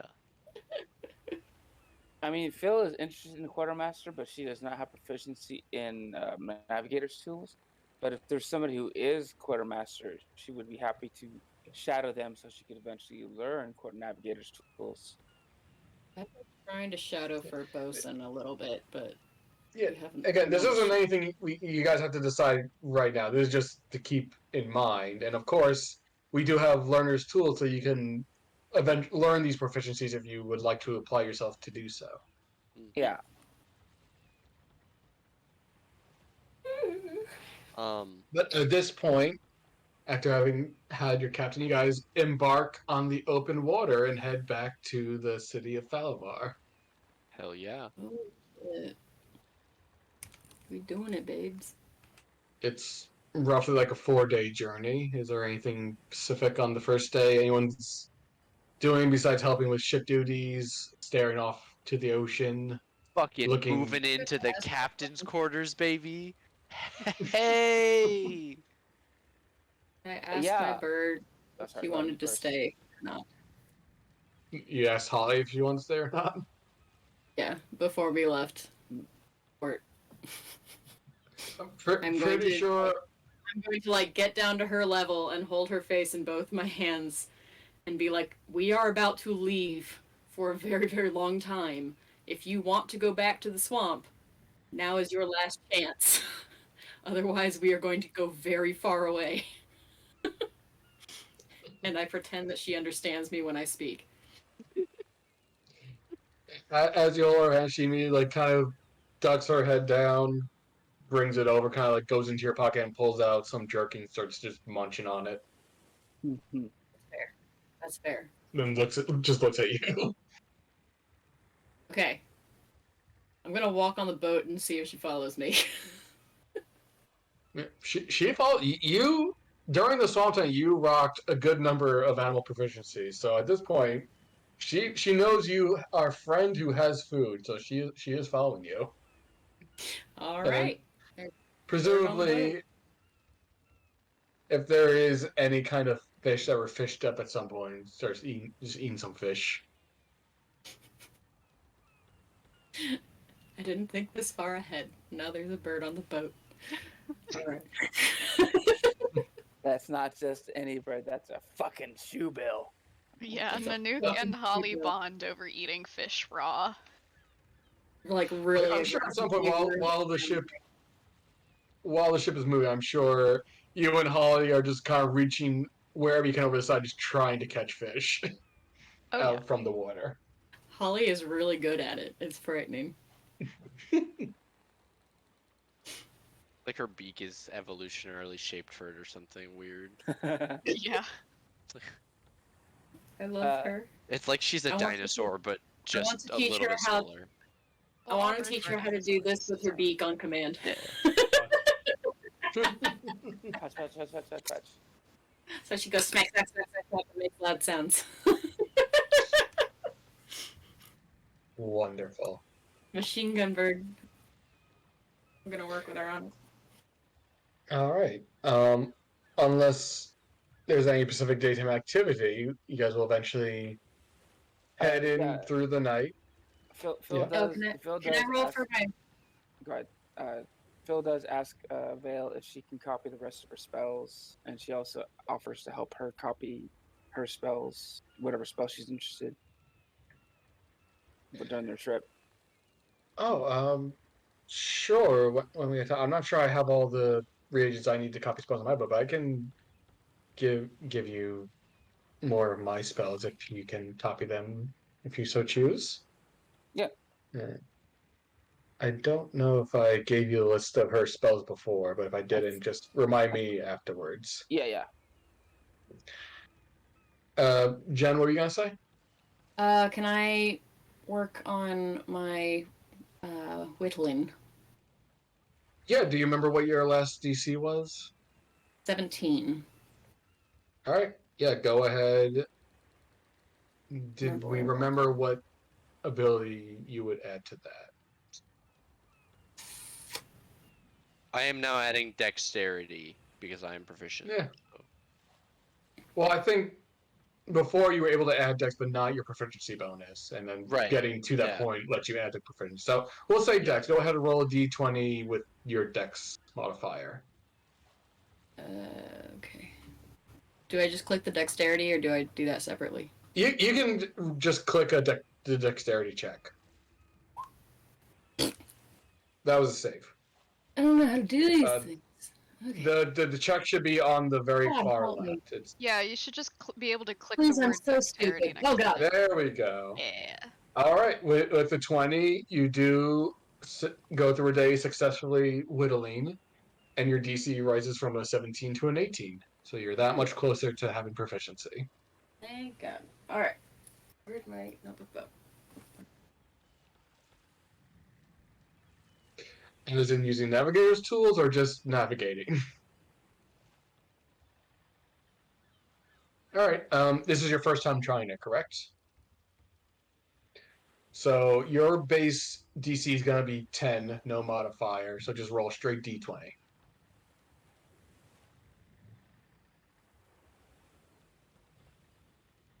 It's tricky business. You still gotta get the hang of it. Learning a new skill ain't always easy. Is there everything here? We define everything. Is there a disguise kit? Why would there be a disguise kit on our boat? Because there are training Unfortunately- stuff. I don't know if there's a makeup box. No, there's right now what you have on the boat is mainly focused on boat stuff. But if you go to Falavar, you can pick up like a training kit for disguise stuff. Okay. It's just not on your boat currently. But if you would like to purchase Learner's disguise kit, you can when What about- you get back to port. What about thieves' tools? Yeah, if you go back to port and buy beginner's thieves tools, you can. Oh, It's I gonna meant- I require the meant- same amount of Yeah, I meant for on the ship. I guess what else is there not on the ship? ship. Oh, okay. Navigator's tools, carpenter's tools, like woodworker's tools, because if you Okay. need to work with So wood, just the whatever. required ones. Okay. Gotcha. Yes. My apologies. No, all good. Funnily enough, this ship does actually have that one room where magically, even during the day, there is you can go into that room and you see the stars actually light up, and it's to show like the astronomy star chart, so you can even by day sail by the stars, and it kind of lights up where all the constellations are. So even your dark, you're just in that room, just kind of looking up, and they're like, "This doesn't make any fucking sense."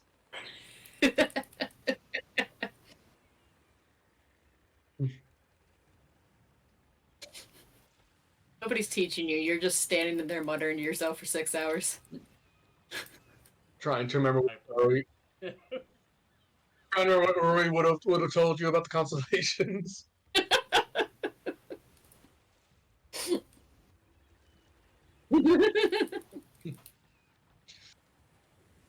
All right, so that is what you guys do during the day. Into the night, as you guys do your first day into the open water, and eventually bed down and let the waves lull you to sleep. Nate, can I see you downstairs, please? While you Yes, all are sir. free to Yes, sir, talk Mr. or Sarver. RP amongst yourselves.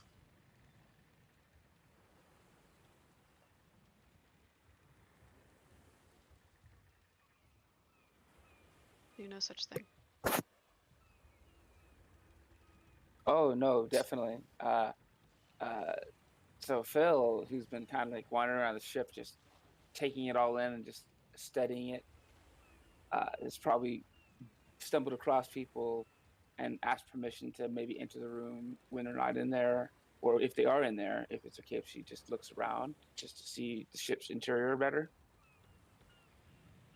And she would have apologized to Nanook again for attacking the group initially, and about the awkwardness that caused. Oh yeah, Nanook has identified Feline as snappable like a twig, therefore less of a threat than she could otherwise be. This is how she judges whether to be worried about people.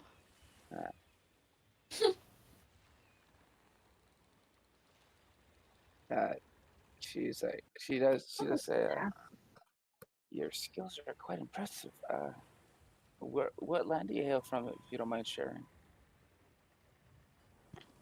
Nanook just raises her eyebrows at her and elects not to answer the question in a very pointed, irritated way.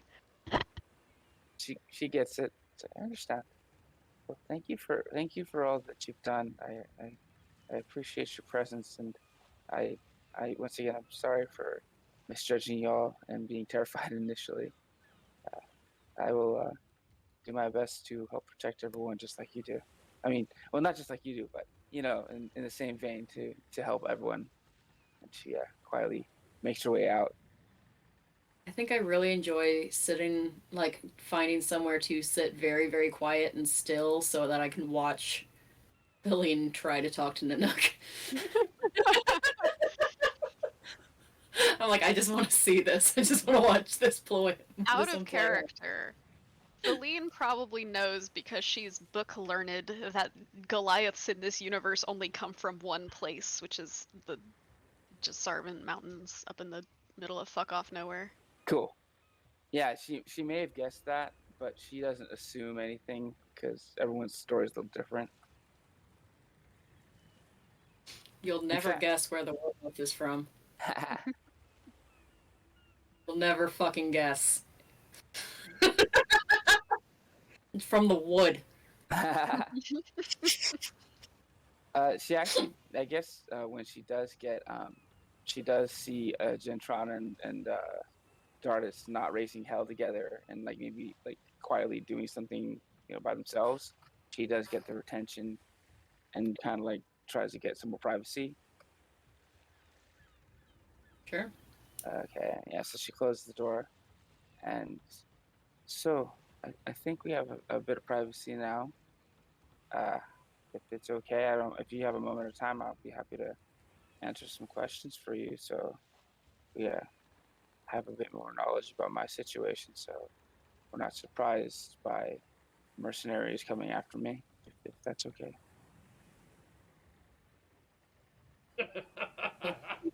I don't think we'd be surprised by mercenaries coming after anybody on this ship, to be honest. Well, I mean, it might just not. It might not just be mercenaries. It might be like a whole contingency of Alabar mage knights and like high-powered noble wizards, in addition to mercenaries.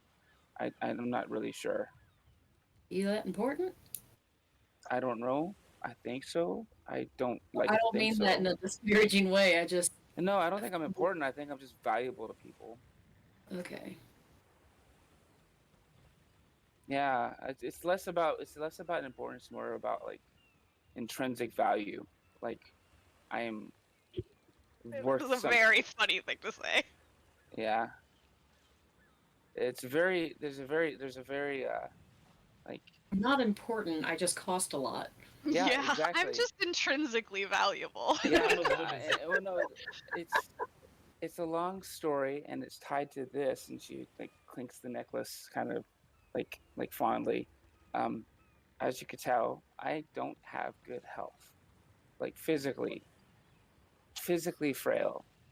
But as you can see, I can do ridiculous things with magic. And there's a reason for that. The magic is why I was so physically frail.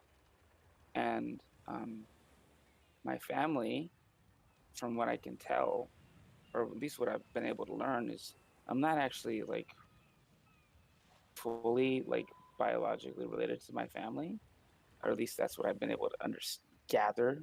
I don't really know it all, but at least that's what I'm guessing at this point. But for as long as I remember, it's been a very painful young childhood and teenage years.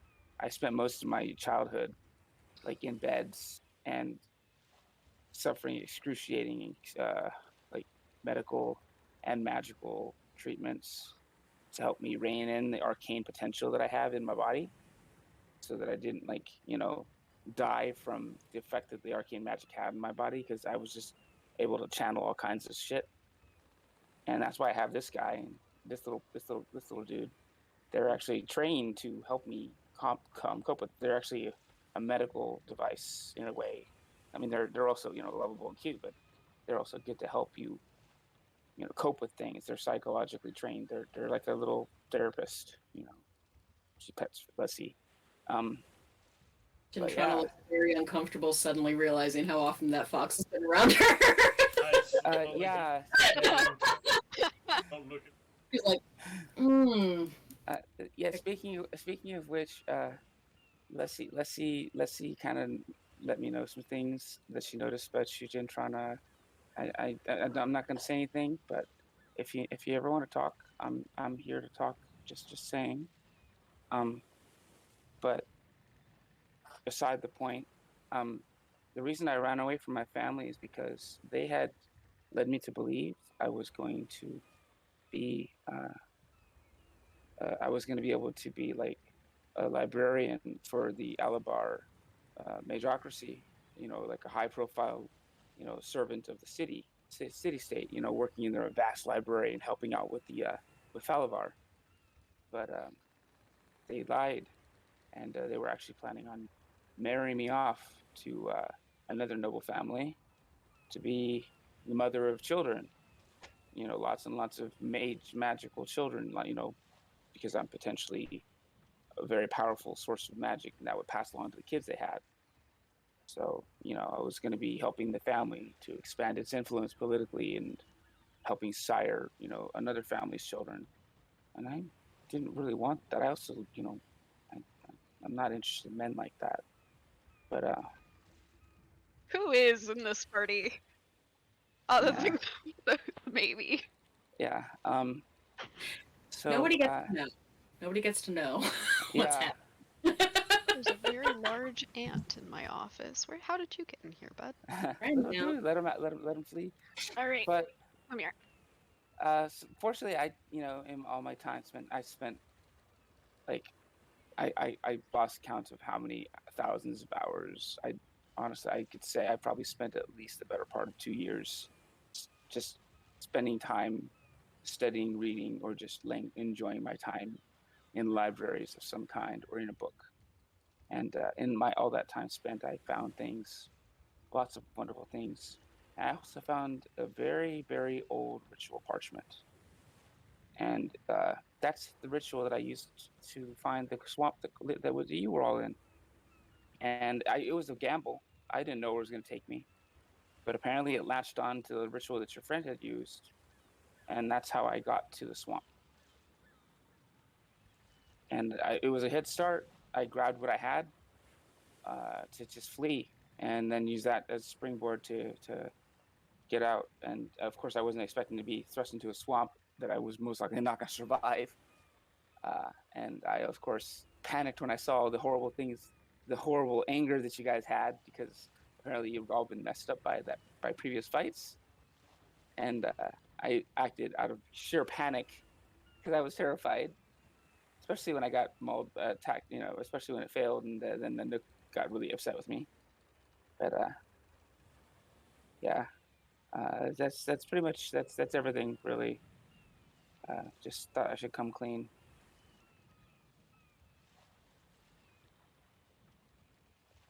It's good information. Thank you. I'm thinking I should probably go by a different name, and I do have skills that'll help. Because I mean, I spent 20, 21, 21 or 20 years, sorry, 20 years amongst nobility. Although I can't really account for like 6 years of it. Um, but yeah, give or take. But yeah, I spent a good portion of my life, at least as far as I can remember, in nobility, and I know a lot about it, especially if it's related to the Majocracy of Alabar or if it's in a history book.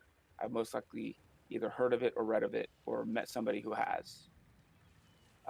And I'm very well versed. I've had it drilled into me for most of my life of nobility customs, and I've also had a lot of experience with servant culture. So I was thinking, since you have invited me to continue with you, maybe I could assume a persona to hide who I am. And I was, yeah, I actually kind of, I was, so when I was the fancier hoity-toity Feline, all right, forgot my last name, out of character. Happens. Yeah. Hate when I Feline, just forget my last name. Feline of House Safavi of the Majocracy of Alabar. I had like a surrogate family of servants who they weren't really servants to me. They were basically like my direct parents. My mom and my sister, who wasn't really my sister, but she basically was. And they were commoners that just had basic access to like cantrip level magic. Maybe one or two spell slots. But yeah, they grounded me and they kind of taught me a bit more humility. Uh, I'd say they made me a lot more approachable, you know, and they maybe appreciate what it was like to be not noble. And I actually like their outfits, their design of the. I can actually draw the design of their uniforms from memory. And she does start sketching something out in her notebook that looks like this, and she holds up something that looks kind of like the character art that I had commissioned, the little dress that she's got. And she's like, I was thinking that maybe I could use some of the money I've earned with you to get a tailor to make some uniforms, and I could be like an interface for you with like nobility, so that you get some fancier jobs, maybe.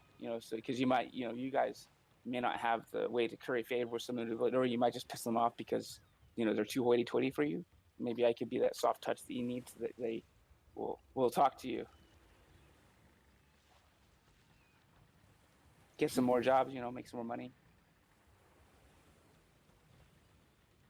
Mm-hmm. And also, you don't have to worry about dealing with them because I'll take care of it and make sure that you get paid, and you don't have to worry about having some nobility get annoyed with you because you're speaking the truth and they're being obnoxious because I know them way too well, and I know quite how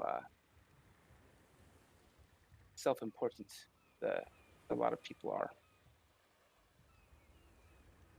Mm.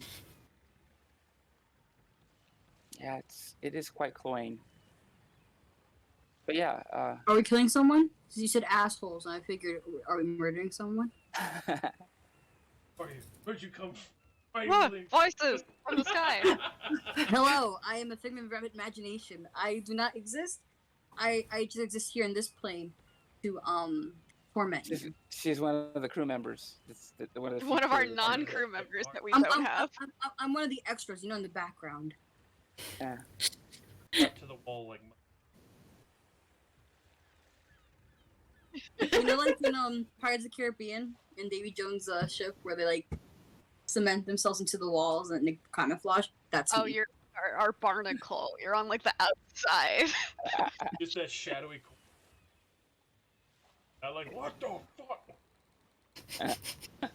Who the fuck woke me up? I come in like kind of stiff at first, like taking up all the residue barnacles on me that don't belong to me. Like, who the fuck did it? Back on the ship. I actually, because of all the fiction that I've read from the libraries, I've also actually got some a good shoot, forgot the word now. 1 second.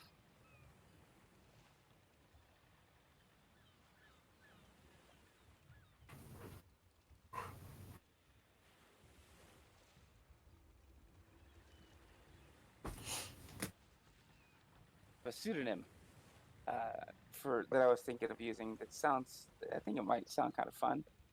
Primrose Mariposa. What do you think?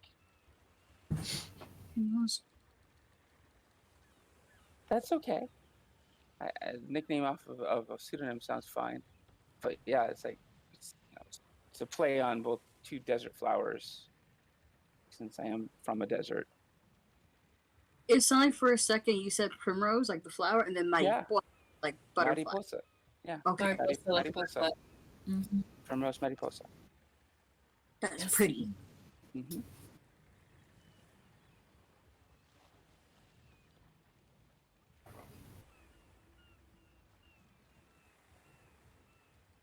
I mean, I am Whatever makes you technically happy. no longer a noble. I've eschewed my name to flee it and my duties to that noble house because I don't want to be in an arranged marriage pumping out babies. Yeah, you don't really have the hips for it. I agree. Harsh. I don't think I have this foot either. That's not harsh. That's That's biology. You are this big.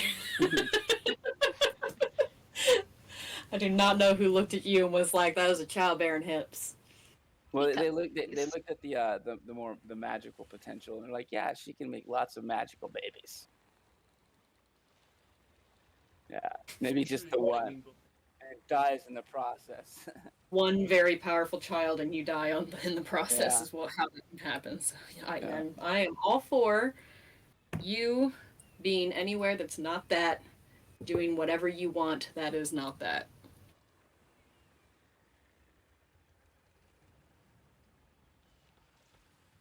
Be a barnacle like me. Could be a barnacle.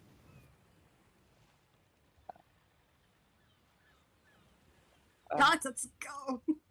Okay. Once again, Yeah. like I said, I'm still getting used to having this new empowered constitution.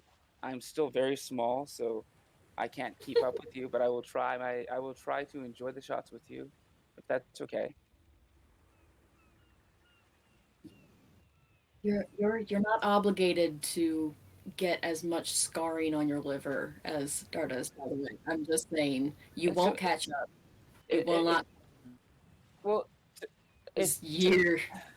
to compensate Regular. for the fact that I am unable to match you shot for shot, is it okay if I provide some entertainment with my veal in lieu of that?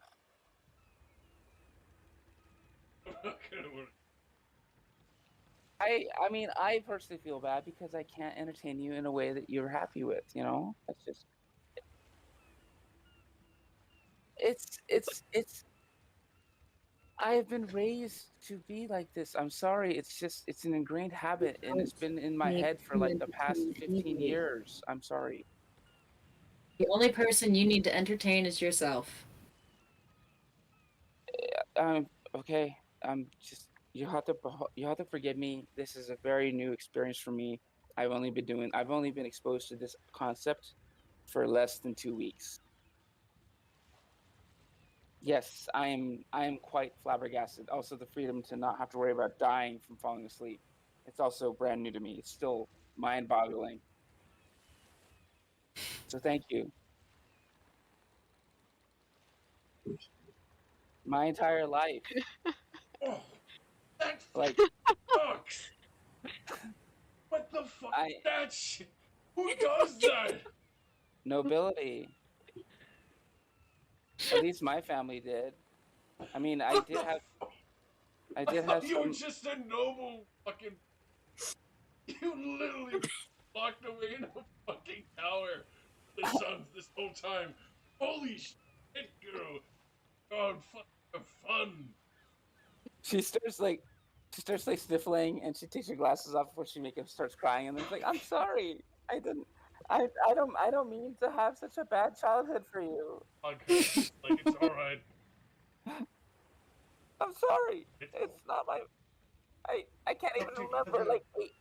I can't even remember like can't even remember like 8 years. I'm sorry for not having a good childhood for Blaine, you. you do not need to apologize because Dardas is a bastard. You don't have to.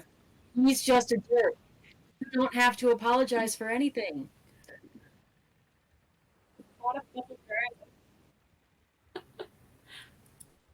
Okay. As the unspoken barnacle here, I have witnessed many lives pass through.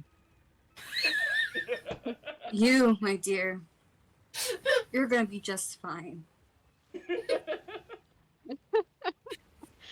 Your story is the It's okay to cry. That's fucked up. That's super fucked up, man. Have a drink about it. They've been in the basement for a while, huh? I'm a little worried about what's happening down there. Did they forget to come back? Like crying, Dar's like. Oh, okay. Oh, Thank we God. spoke too soon. We spoke too soon. Oh man. Totally thought you two had just decided to like do the campaign without us because we were too annoying. I'm No. a barnacle. Good luck.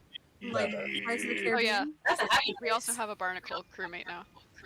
There's a barnacle on the I wall. camouflage Oh, into the setting, so I come out and like, what the fuck's going on?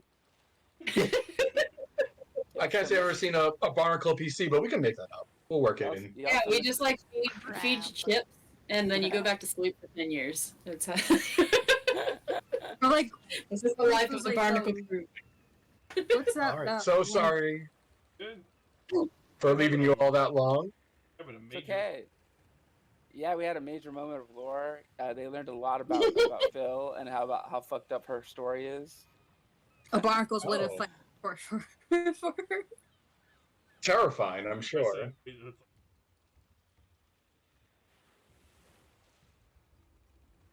Taking shots they're like- together. This little Just girl met is full so tandem pathetic over and to sad. We Trust need to make her Vegan. experience all the shit now. They're like gonna throw her into all the things and watch things happen because they're like, this little girl's pathetic. This is sad. We've This is already bad. just called her a pathetic little button of a woman or something. a small little Best. button of a- It was the best. Beautiful. Well, I'm sure most people's night on the first night was pretty uneventful. But to get back on track, it is mostly quiet waters. You know, for the most part, the lands between, or not lands, the sea between the coast near Rundar is pretty quiet for the most part.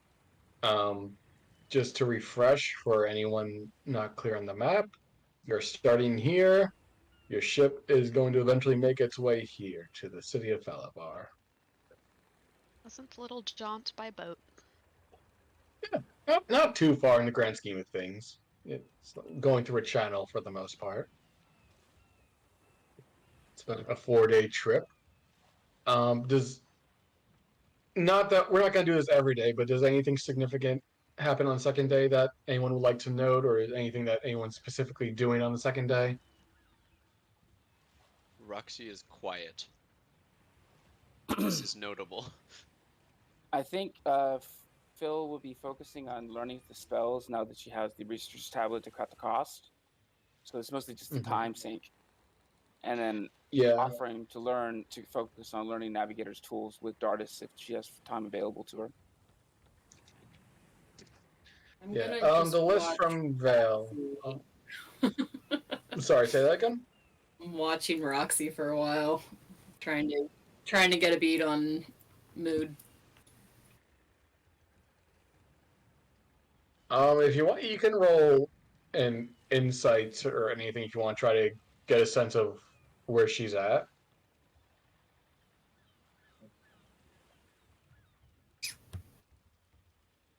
Roxy, are you trying to hide how you're feeling, or are you just kind of indifferent? Okay. Gentrana, Gentrana, you don't. She's just kind of just looking out on the waves. These guys have been at sea for a while, so it just seems like someone not on the open world, just enjoying the fresh air. You know, you guys have been in a swamp for so long. Perhaps she's just enjoying that there's no mosquitoes out here.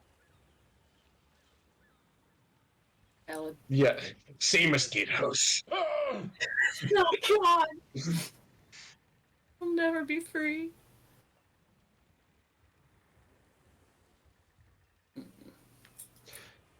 All right. If anyone would like to take the new day to try to learn new trades or increase their proficiencies, they can also make their rolls if they so choose to. Can I get expertise by doing this? Not. Talk to me later. I'm not sure I'm ready to start giving expertise yet. Okay. All right. Darters, with an 11, your DC raises from 10 to 11. Would Phil be able to start working on Navigator's tools? Yeah. Before you do, Gentrana, you 18 was your new DC, correct? Yes. Congratulations, you go up to 19. Congratulations.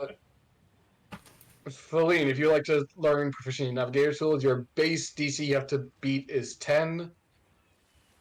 From 10 to 15, you don't use your ability modifier, so you just roll straight D20. Do I apply like intelligence or anything to that? No. Not at this point, no. Not until you hit okay. So be sure to make a note of it. For learning Navigator's tools, your base DC is now 11.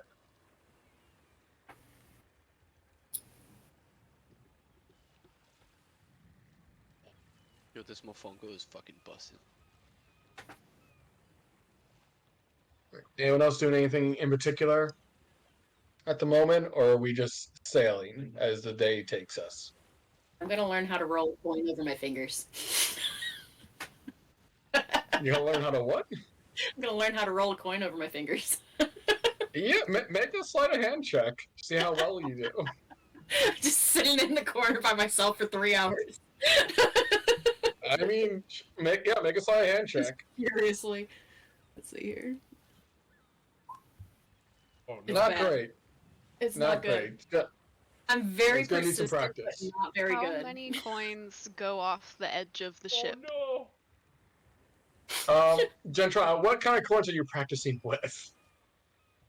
Platinum. No, I would sit probably- in the is there- bilge where there are no windows and practice my platinum coins as I throw them off the walls. God. Is there a difference in size between the coins?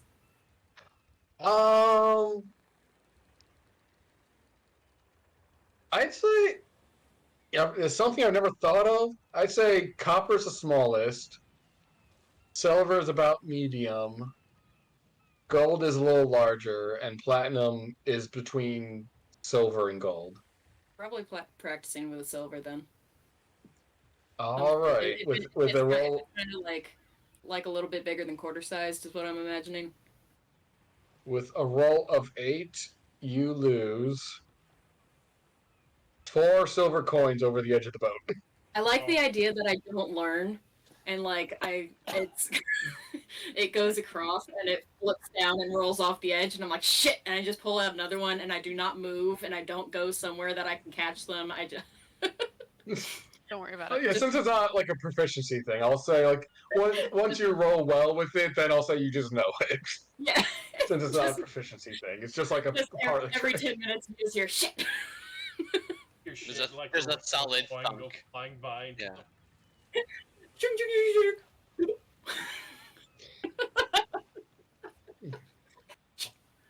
As the day turns into night, I would ask what exactly is the routine as night falls. Like, do you guys keep watches? Does someone keep an eye on the steering wheel as you go through the night?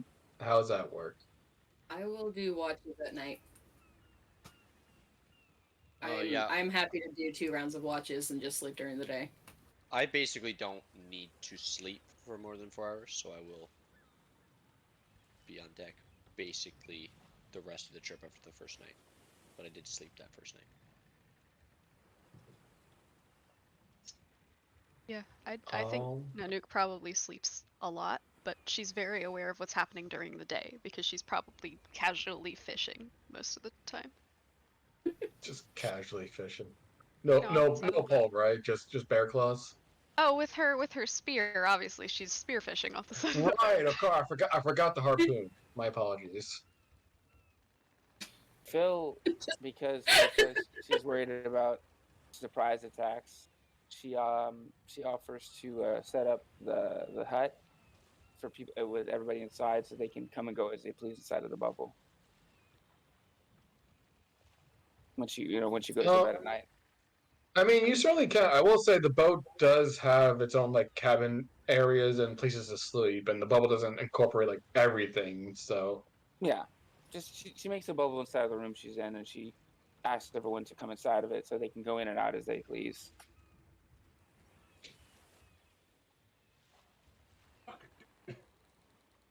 If Roxy and I are both awake for watch, second or third night, I would like to corner them. yeah, definitely. I'd say probably Roxy, like you said, you'd be on the deck, just kind of in the middle of the night, walking around. There would definitely be a time while you and Janchan are up at the same time taking watch. Definitely. I would say I probably spend most of my time at the wheel of the ship. I'm usually sitting like up higher than you, keeping kind of horizon watch if you're keeping more of like navigation watching. Yeah.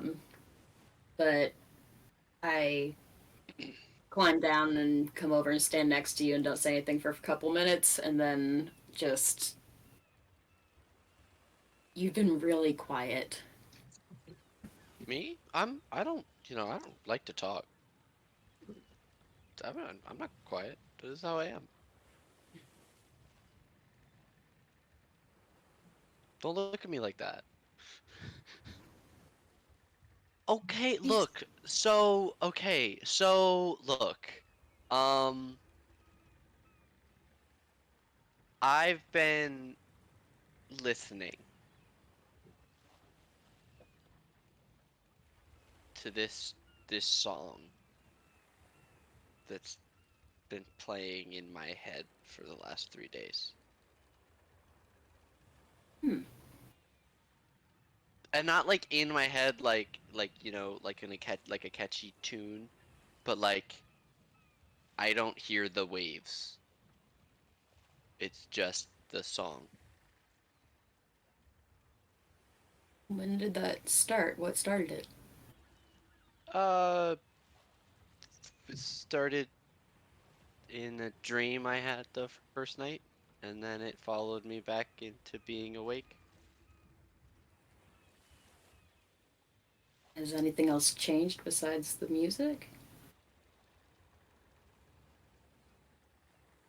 No?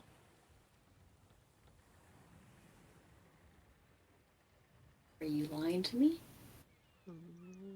I may also have gotten a new bow for my lyre.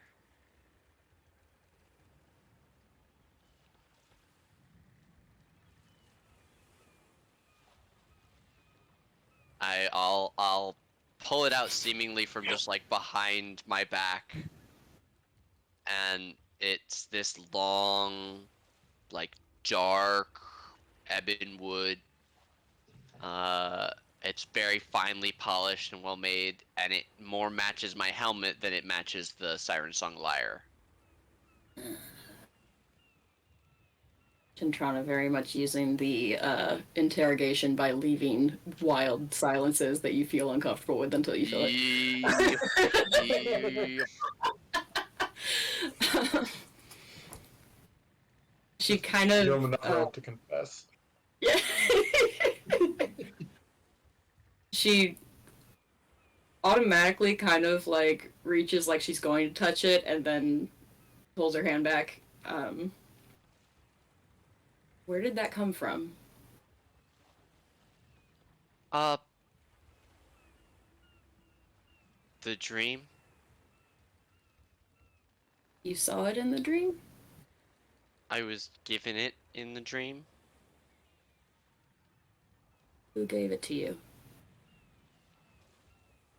I mean, he told me his name was Harkon.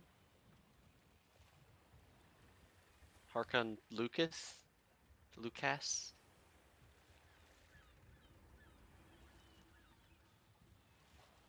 Is that the first time that you've met him? Mm-hmm. But What do you want? I don't think it's the first time I heard that song. That's the thing, he just kind of wanted to meet me and to give me this. They told me he was a fan, which was nice, you know, it's always cool to meet a fan. He seemed like a cool guy, but he's not from like around here from what I could tell. Is he one of the spirits that you talked to? I guess it's hard to say. I don't think so. He seemed like he was a musician too. He was playing this song, and I like hum a little bit, and it's just like, like very just slow, deep tones that sort of resonate and roll out.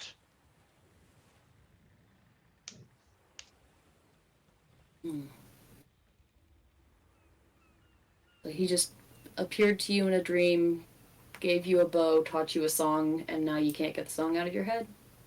Well, no, he didn't teach me the song. That's kind of the thing. I've been like listening to it, but I can't like think how I would play it, if that makes sense. Like I can't there's something like I haven't learned it yet. I don't know. It's it's weird.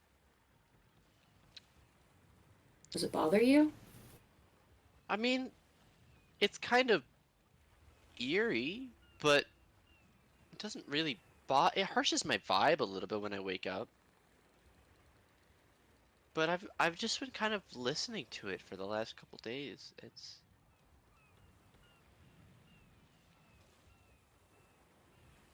You're sure nothing else has changed? I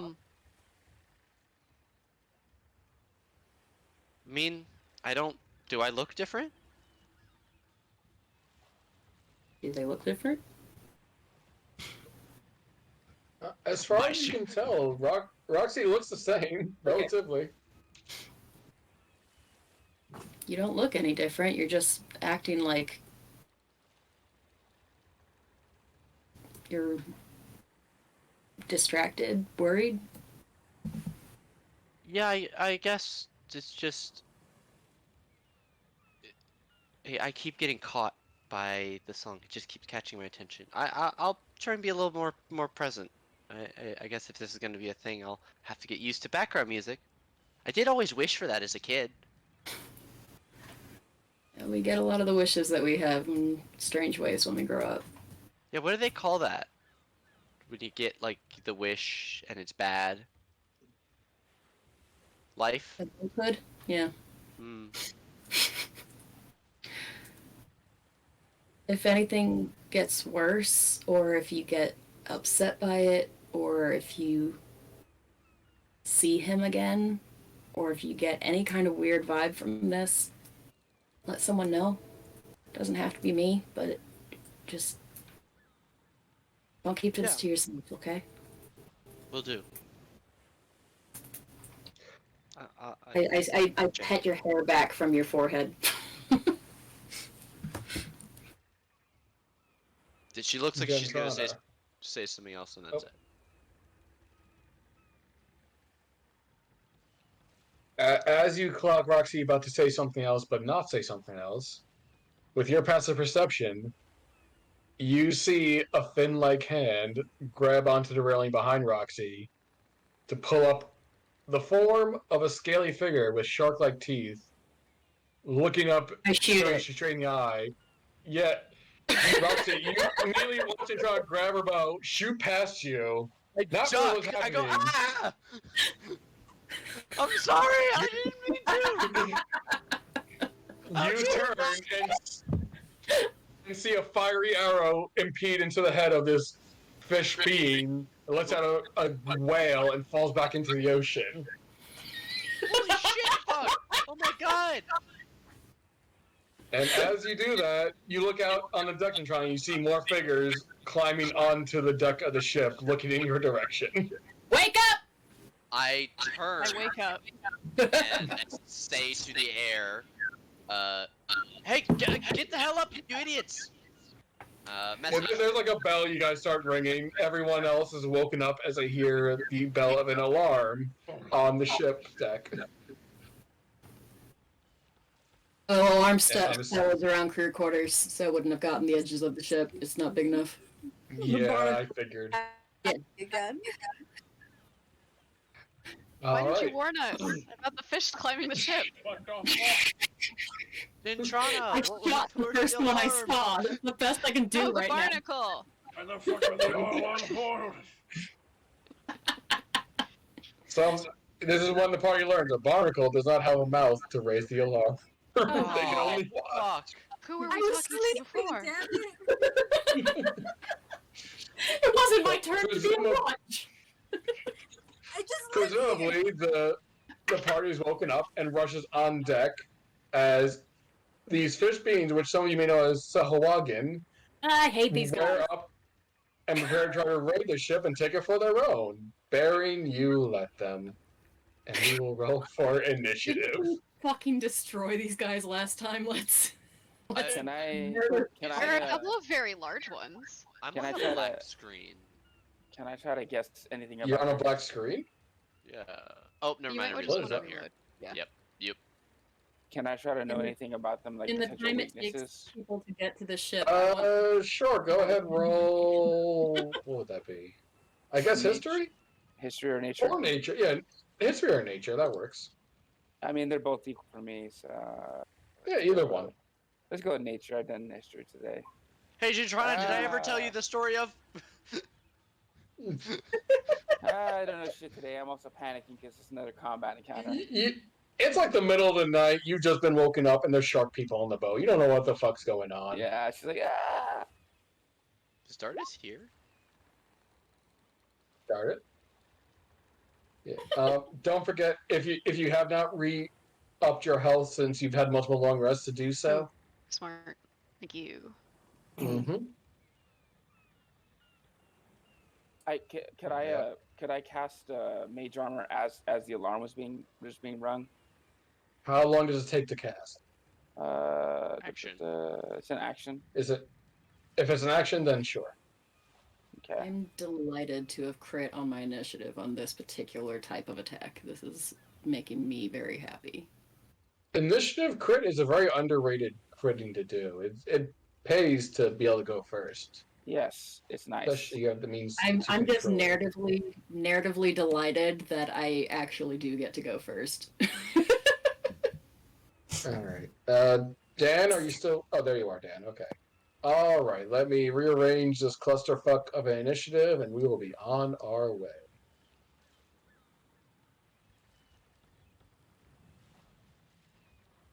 I apologize. I would add a barnacle into the initiative, but alas, barnacles do not have stat blocks, I'm afraid. God. Limbs. What if it's actually a warforged to just gain the crustacean of barnacling? A warforged the size of a barnacle. Yeah. It's a really That's big barnacle. terrifying. What is this? A warforged for Or a ants? really small warforged. Warforged. Imagine this you're a thing. warforged. You're like, I made you an ant size. That's essentially a toy. That's like a toy. Like a little toy That maker would thing. be Like, I a made you really a toy. fun No? character to play, actually. Right, like a live puppet that's a warforged. Yeah. Just like it's like this cute little barnacle about a yay big. You know, like this eye just pops out and like it speaks to you without moving its mouth. Like, what the fuck's going on? It's that Rick and Morty meme. What is my purpose? You slice butter. My God. I was just Oh born. my god. All right, Gentrona, 'tis your turn. There are sharkmen about. You have killed one. What would you like to do to the others? Kill them as well. Let's see here. Look, give me just a moment. It's been a month and I've forgotten what this thing does. That's fine. First Wait, things. did I not prepare battle music? I didn't prepare battle music. Excuse me. Hold on. How dare Let me you. grab battle music. Here. How dare I? Yeah, that'll let do. me read my thing real quick. Read your Going to thing. I'm preparing battle music. Yeah, I am casting Hunter's Mark first, as is the ritual. Where is my thingy? Phoenix bow. There you are.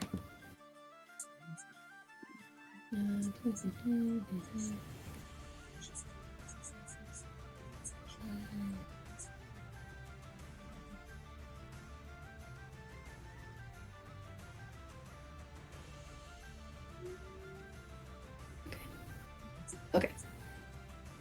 Yeah, so gonna go ahead and put Hunter's Mark over on this guy. Okay. And I'm just gonna fire on him twice. All right. Go ahead. Let's see here. Doo-doo-doo-doo-doo.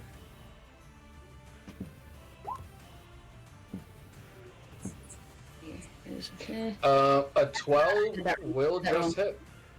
That's not. That's Is that not damage? the. That's damage. That's yeah. damage. There we go. A 21 will hit.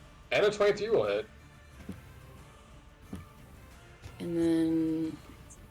He's still standing, but looking very taken then off what? guard by these sudden fiery arrows that pierce into him. Ah, yes, good. Hunter's Mark damage. Okay. There are those. He is not looking great. Is this where everybody actually is on the boat? Roughly, yeah. And this isn't the boat exactly what your boat looks like, but just for the sake of things, like you were on the top deck with Roxy, while everyone else were rushing up from the bottom deck to face these foes up there. I'm running down to get frontline-ish over here. Okay. Cool. Is that your turn? Yes. All right. This guy's gonna yell out in a guttural language and start making his way forward.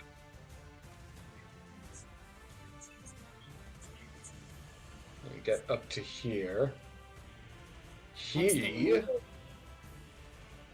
What's the what? What's the language? Do you know Sahuagin? Not specifically, no. Fortunately. Then Missed to that you, it is class. just guttural shark noises. Sure thing. Believe it or not, they did not have shark language in the forest school.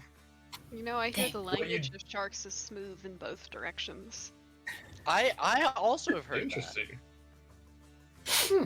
Interesting. John, what you do know the language of is the language of violence, as this guy throws a trident at you. We love to see- Does a 22 hit? that. Everyone's Yeah, that sure does. language. You take 13 piercing damage.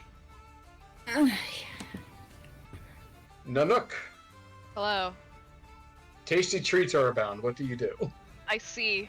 I'm gonna turn into a bear. That is my first order of business and also my bonus action. Fair. And now that I am a bear, I'm going to go stand right here. Hello. Um, Can I keep the trident? I mean, it's in your shoulder, so you do It's in have. me. Can I have it?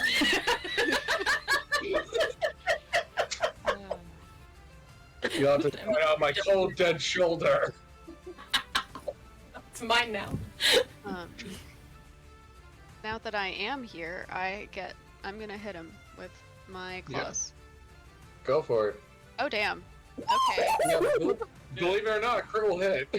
Yeah, so that's a crit, and then that's 11 slashing damage on this bigman. Alright.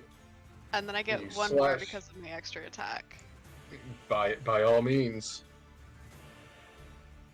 That's a 12. Unfortunately, a 12 to do. You slash with the first claw, catching him by surprise, not realizing a giant bear would be on the ship as well. And as he is still bleeding from the claw mark, he brings up one of his two arms and brings up just to catch your other second string just in time, just glaring and scowling at your bear face with his bloody cheek. I scowl at his shark face with my bear face, and that's the end of my turn. The true battle of shark versus bear begins. Yeah. Darkness. Blood has been spilt. How many? What a sec. Good with me. Oh no, what's that? What is that? What is that? What spells are you gonna unleash upon me? You actually, I used it on Gula all the time, a long time ago. It's a good motherfucker. Oh, I spell. miss Gula. Gula I was do great, too. right? We should get Josh to do a drunk roast game. We'll just all reprise our characters. Just fucking John, here's what our old DM made for us, and just let us replay our character. Yeah. Just run Curse of God. Strahd for us again. Yeah. Oh god, that was a time, wasn't it? That was 9 months of our lives that we'll never get back. I That game strongly was dislike me- the entire Curse of Strahd campaign. It's not good, That but it was a fun that time game with was- y'all. That game was me and Ash watching as Dan and Nate turned eviler and eviler by every shrine they uttered. Just watching, what the fuck is happening? We did absolutely wreck Strahd though. Like by the time we got there, we We- had it down. Yeah. His stupid vampire breaks off. Civ beat him to death with the femur bone of a Yes! priest, which I am Oh, proud God. of. That works. Anyway, Dardas, how are you inflicting violence today? The blazing battle axe. Hopefully a 14 hit the one. Yes, a 14 does hit. Go ahead, roll your damage. Back at Ocean. Are you gonna yeet him off the boat? Please yeet him off the boat. Fly off the edge. Yes. Dardas, you're struck into his midsection. This guy flies off the boat, and as he's midair, you watch as his body is split in two as both pieces fall into the water. Oh! He's chumming. He's chumming the ocean.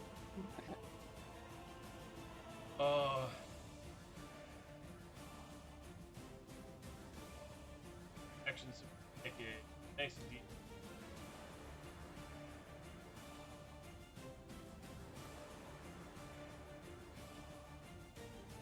Okay.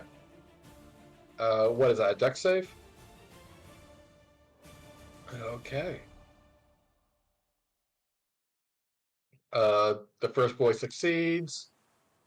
So there's that second boy and the big boy. They do all succeed, but they will still all take 7 damage as they are chilled to the bone by a breath that even the coldest ocean seems to not be able to match. To the bone. Does he put some ice on top of the ocean too?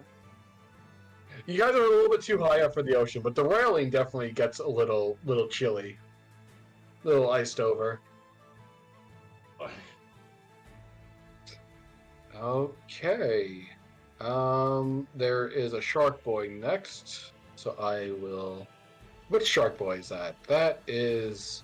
Hoo-ha-ha. that shark boy. Shark boy. This shark boy is gonna come up to the giant bear and try to help his boss and take a stab at you, Nanook. Cry. How does he do? One was a crit, Well, I unfortunately. mean, yeah, that'll turnabout's fair play. You take 8 piercing damage, Okay. which I don't. If you have resistance halved to 4. Yeah. Okay, and then on the second attack, you roll a 12. That will not hit. Okay, Roxy. I'm going to raise my hands and chant, and I'm going to begin to summon next to me a skeletal figure that takes the form of a cat. Oh wait, nope. That's just the image that I have here. Never mind. We just pretend it's a cat for now. I summon a ghostly skeleton with a 4th level summon undead. Ooh. Skeleton. It's a ghost skeleton. This guy died twice. His bones have a ghost. And I will say, destroy them, kill them, get them off my boat. And it's going to raise a hand, and because it is in its skeletal form, it pulls a bone bow off of its back and will fire an arrow out at this one. It actually fires 2 arrows out at that large one. Alright, go ahead and make attack rolls. Grave bolt. I like to imagine it just pulls off his leg and turns into a bow and just starts firing. That's some sinew. 22. Um, 22 and 21 will both hit. Yeah. Alright, that is going to be 13 and then 14 Holy necrotic on those. Hey God. guys, did I ever tell you the story of the Avenger? Oh, I'm gonna tell the fuck out of it next turn. That's me. Alright. What's Grave Bolt from? Is that from the Summon Undead? Yeah, so it's each of the I have 3 types to pick from: festering, or putrid, ghostly, or skeletal. So the skeletal one has the least amount of HP, but it has a ranged attack that does necrotic damage. Minecraft skeleton. That is dope, and I feel now more apt the fact that he just pulls off his leg to make it into a bow. I'm super down. Alright, He's that's your there turn? like those one-legged guys from Lion, the Witch, and the Wardrobe. That'll be me. Alright, this shark boy is gonna come over here, try to get the up and up on Dardas. So he approached me. I get him. Yeah, okay, yeah, go ahead, swing at him. He's gonna roll 21 to bite you. 20 to A 20 will hit. I'll stack on us. Hey, by the fuck. Yeah, why the fuck not? Finish it in one fell swoop. Well, as much as one can. Alright, he is still alive, but he is looking bad. He rolled 21 to bite you. Really? Wow. Fuck. All right. He's gonna try to hit you with his spear. Then with a crit. Hey, Does a crit there you hit? go. You take 9 piercing damage.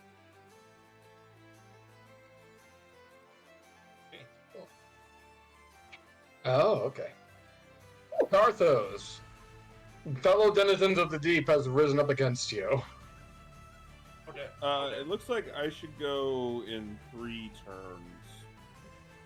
Because there's 2 14s. And Oh, you are right. I apologize. There were a lot of tokens. Thank you for being honest with me. Oh, honorable Dan. Honorable Dan. You know what, Honorable Dan? You get inspiration. Dan the man. And to reward your honor, this shark boy sees an unattacked person. He's going to try to attack No. you.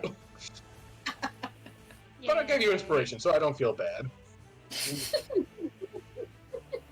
Dan, does a 22 hit? Yes. You take 2 piercing damage as he bites into your arm. And then he's going to try to hit you with his spear for 5. Which I'm assuming misses. Yes. Alright. Where's the shark boy? Stop. No. Wait, where is it? Is this guy on top of? No, I'm missing a shark boy. I don't know where this guy is. He's in the water still. He He's in hasn't the climbed up water. yet. He's dead. Oh, that's right. I He's dead, forgot. Jim. Yeah, that's right. That's right. That guy's dead. Killing them. Oh, great. I forgot about that. All right. That means They do die sometimes. that means we get to go on to my favorite people. These non-weapon wielding shark people in the back with seemingly wands and scepters. As this one is going to look at Dardes and going to try to cast a spell on you. Dardes, I need a wisdom saving throw from you, please. Oh, Counterspell. shit. Counterspell. Oh. Okay. It finally Yeah, happened. you counterspell. They immediately look in your direction and give you like the I see you eyes. Feel All immediately. right, yeah, that was their action to try to cast that spell. They're not going to do anything else. Very, very cool. Carthos, it is now your turn, and you do have inspiration. Okay, I will steady aim to get advantage and stab the person who stabbed me, because bitch. Fair.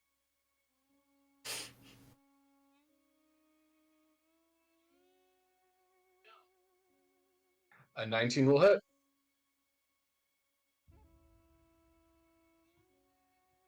For 21 psychic damage.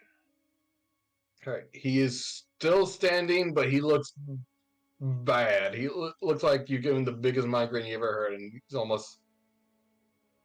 You see his knees get a little wobbly as he almost falls, but he just keeps himself up.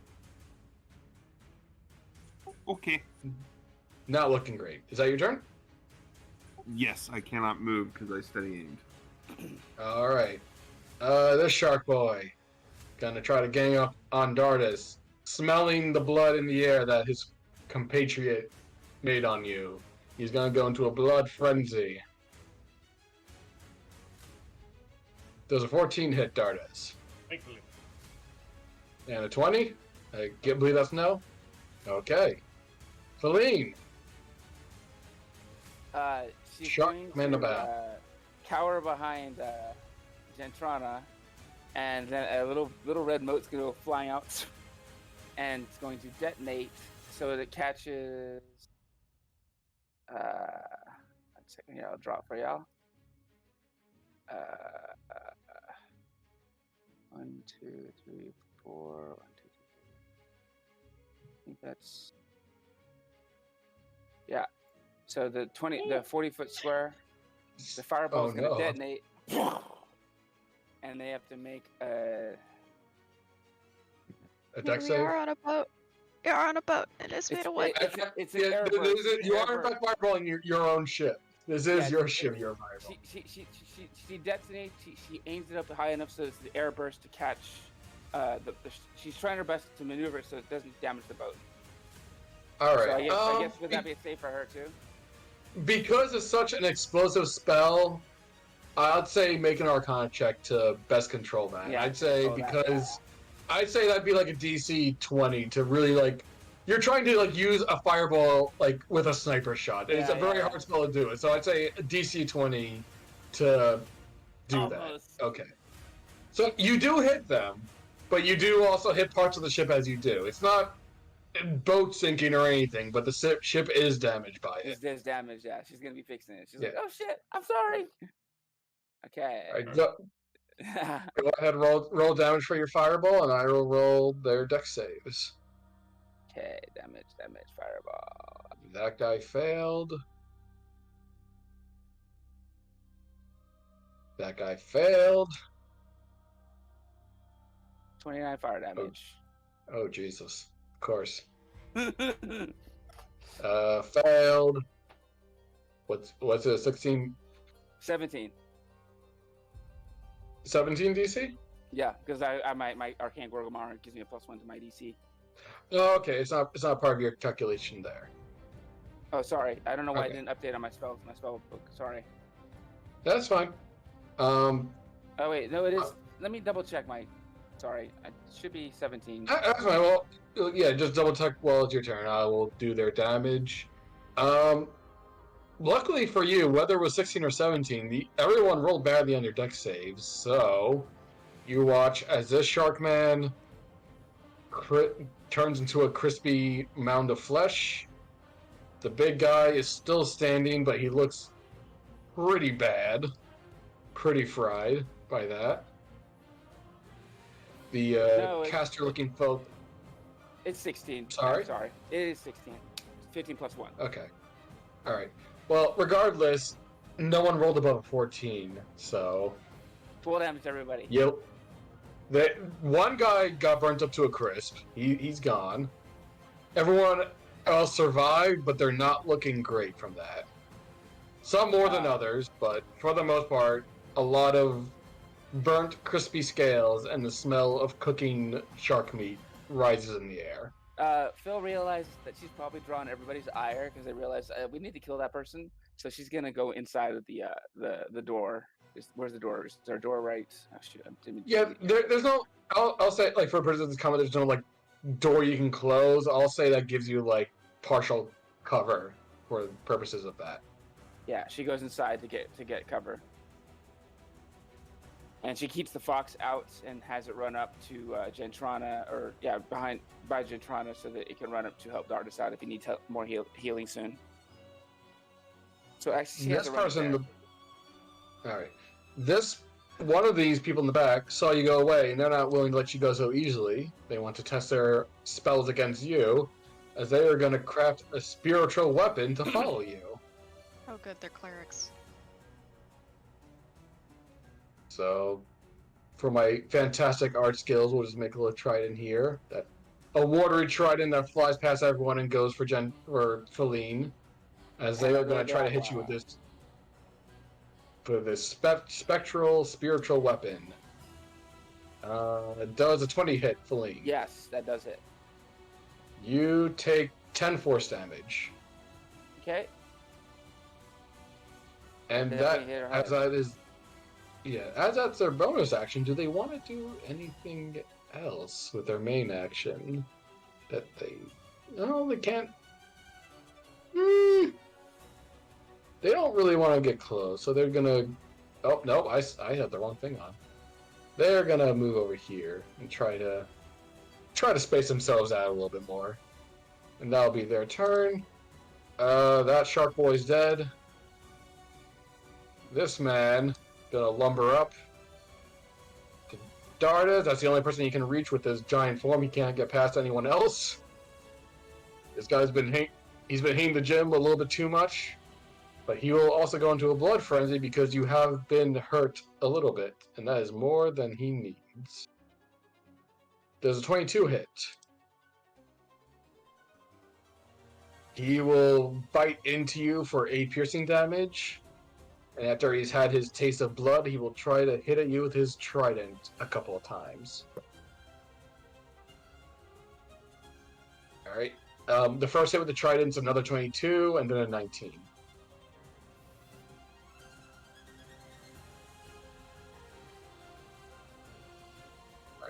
The trident deals 8 piercing. Alright. Top of the order, Gentrana, it is your turn. Okay, let's see.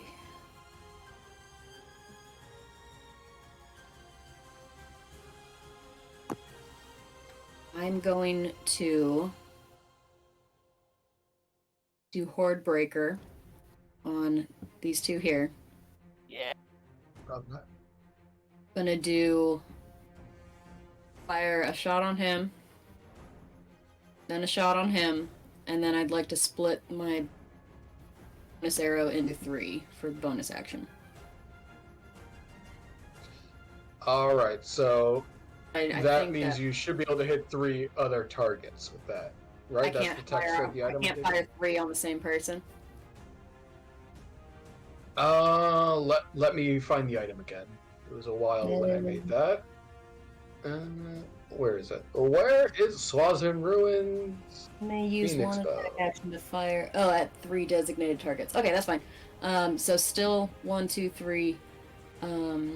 Back and forth between those two, but then that bonus action I'll split between this guy, and this guy. So Okay, so let's go in order. Yep. The first attack's going to him? Big guy first. Oh, big guy first. Okay. Go ahead and make your attack roll. Yeah. I mean, yeah. Got It's fucking third. God damn. I've made you terrifying, haven't I? Yeah, you have. You start just watching as fire arrows pierce into this giant behemoth going, oh my god. A single tear goes down his lizard face. Alright.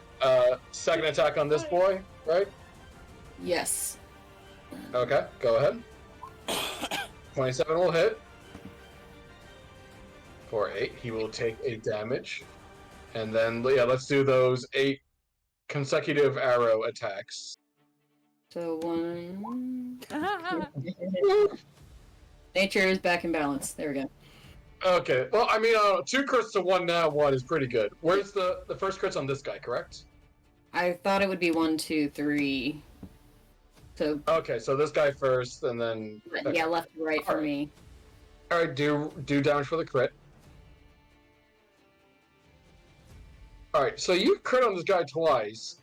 He is beefy, so he is still standing, but you just shot 2 arrows into this man's eyes. He is roaring in pain as you have taken more than half of his health over the course of this barrage. He is quite on fire. Nat 1 was on this guy, so it failed, and then this is on this guy over here. Sorry, I hit the nat 1 is the 10, so the 11 is the 19. Okay. 11. They will take 11. That guy looks like he just needs a stiff wind to knock him over. His flesh is burning. He is not long for this world.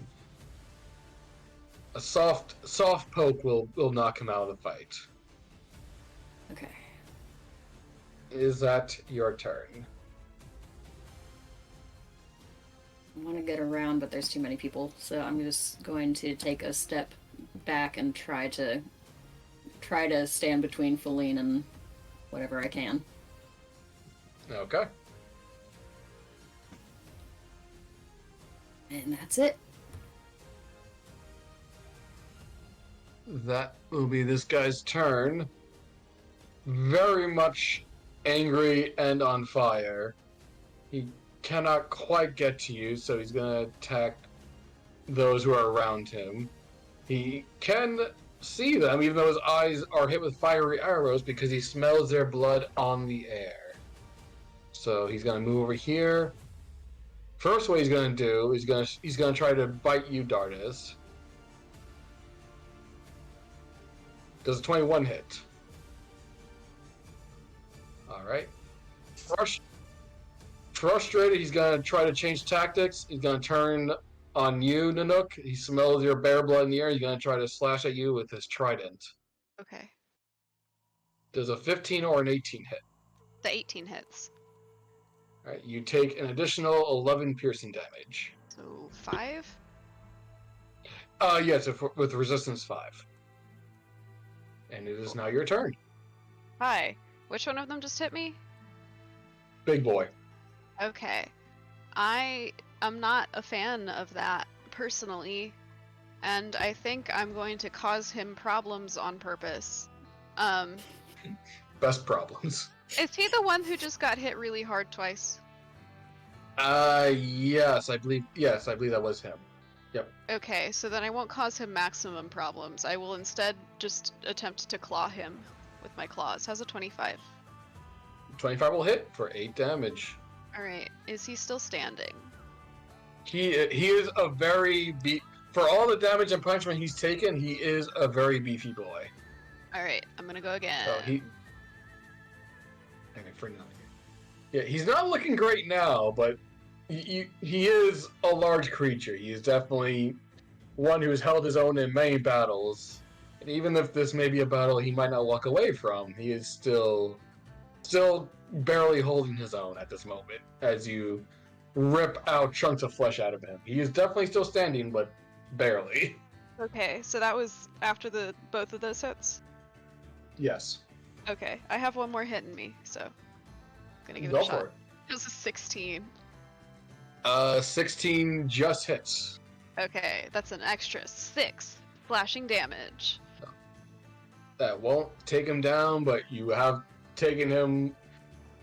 You've taken so many chunks of flesh out of this guy that even if he escapes and survives, he is not going to survive the bleed out. So, Okay. in a way, he That will is my die no turn. matter what, thanks to your claw hands. But I would like to take a free action to stuff one of the chunks of flesh I took out of him into my mouth as an intimidation tactic.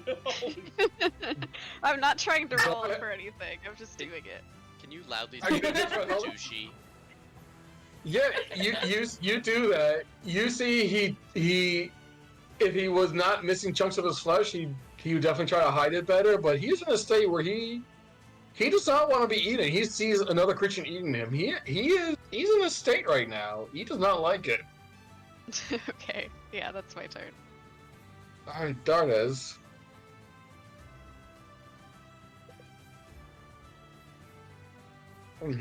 There's a lot of fish boys around you. A lot of fish boys who have been peppered and damaged by your comrades. That's what I like this. Take big man. All right, the lower big man. Okay, go ahead.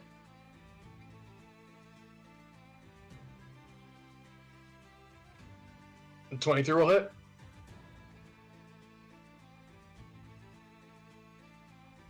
I think that may have been the second time you've stolen a trident from one of these We'll things. see. I don't So know. I need a 2 strength saving throw. Both of these. Okay. Excellent. Trying to push. All right, that's a 5 and a 13. So as you punch him back with the Ocean's Fury, you punch him back. He flies away, and as he's flying away, you just grab onto his trident and rip it out of his hands as he is pushed back. I swung. He is still standing, but not looking great as he is panting heavily and looking at you with a slight fear in his eyes, as it almost seems.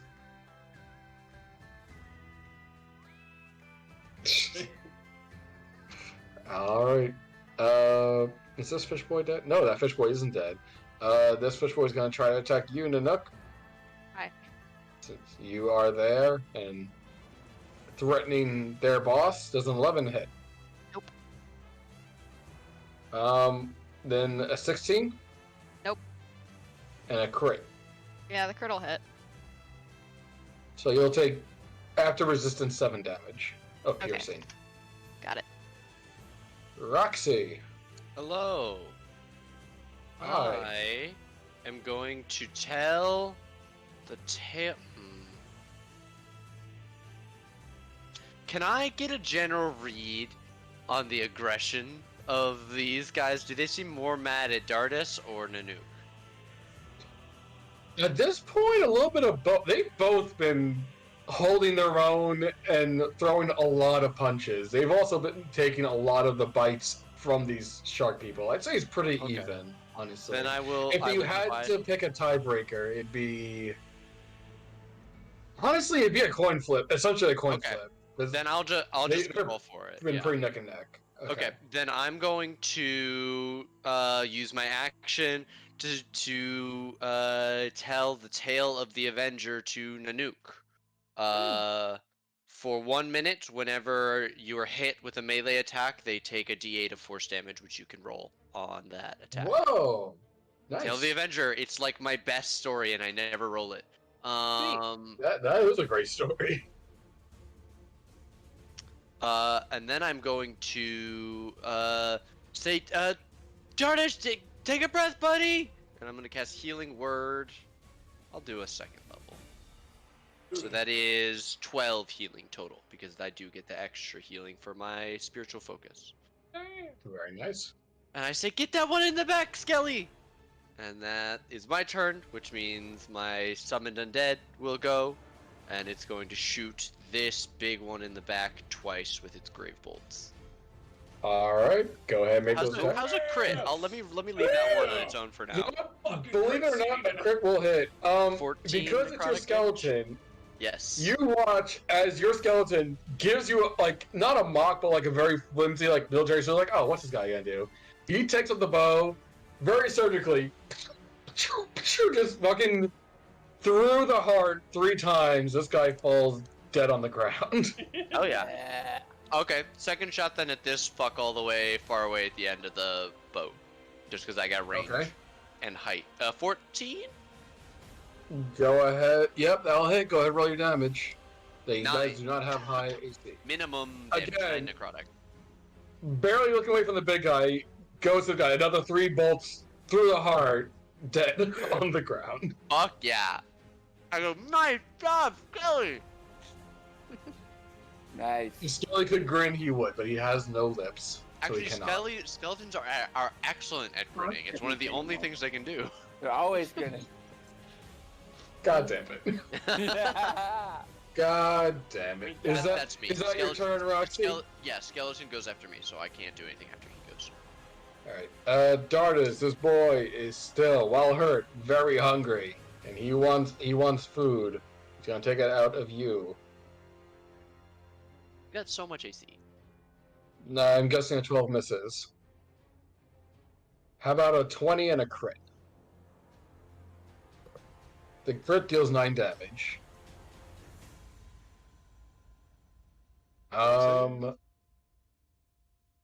Yeah, con save for you, please. For your shield. Okay. Jesus. Karthos. This boy doesn't want to deal with the bear or the dragonborn. He still thinks maybe I can get a bite out of my fellow fishman over here. He's gonna try to bite into you, sir. He regards you as a 6 hit. fellow fishman, but not enough to not eat you. I mean, fish people eat each other all the time. This is true. Alright, Dan, that was a 6, a nat 1, and a crit hit. God damn it. Fucking Christ. The crit will hit, but I will uncanny dodge it to reduce the damage by Make half. it normal. Basically, make it normal. Reduce it by 5, you said? Ah. Half. Half. Half, okay. Funnily enough, that's still 5, so you take 5 piercing damage. That person's dead. Karthos, is your turn. I will steady aim and stab this guy in the brain. The brain's a good place to stab someone. Go for it. 26 will hit. You watch as you plunge a psychic dagger into this man's skull without leaving a mark. No mark has been made on this man's body. He slumps to the ground, lifeless. Does he make like any why silly is it face? rolling? That's 3 times in a row. It's rolled a 1 on the actual On damage what? side. Let me make sure nothing's funky with. Okay. Yeah, it doesn't look like the code's saying anything that would... It might just be bad luck. Yeah, I know it's just there was like... it's very statistically unlikely that it would roll that many ones. Try rolling it a from- couple times just to see if it keeps happening. Yeah, oh. there's something wrong. Mm. Oh, there we go. There it goes. Okay. Try it one more time, just to be safe. And here we see the beauty of So, random I number think- I think- generators. Yeah, Or it's just pseudo being random. weird. You just happened to roll 4 ones in a row. Yeah, it's just being weird, man. Because you also rolled 3 16s in a row on the sneak attack.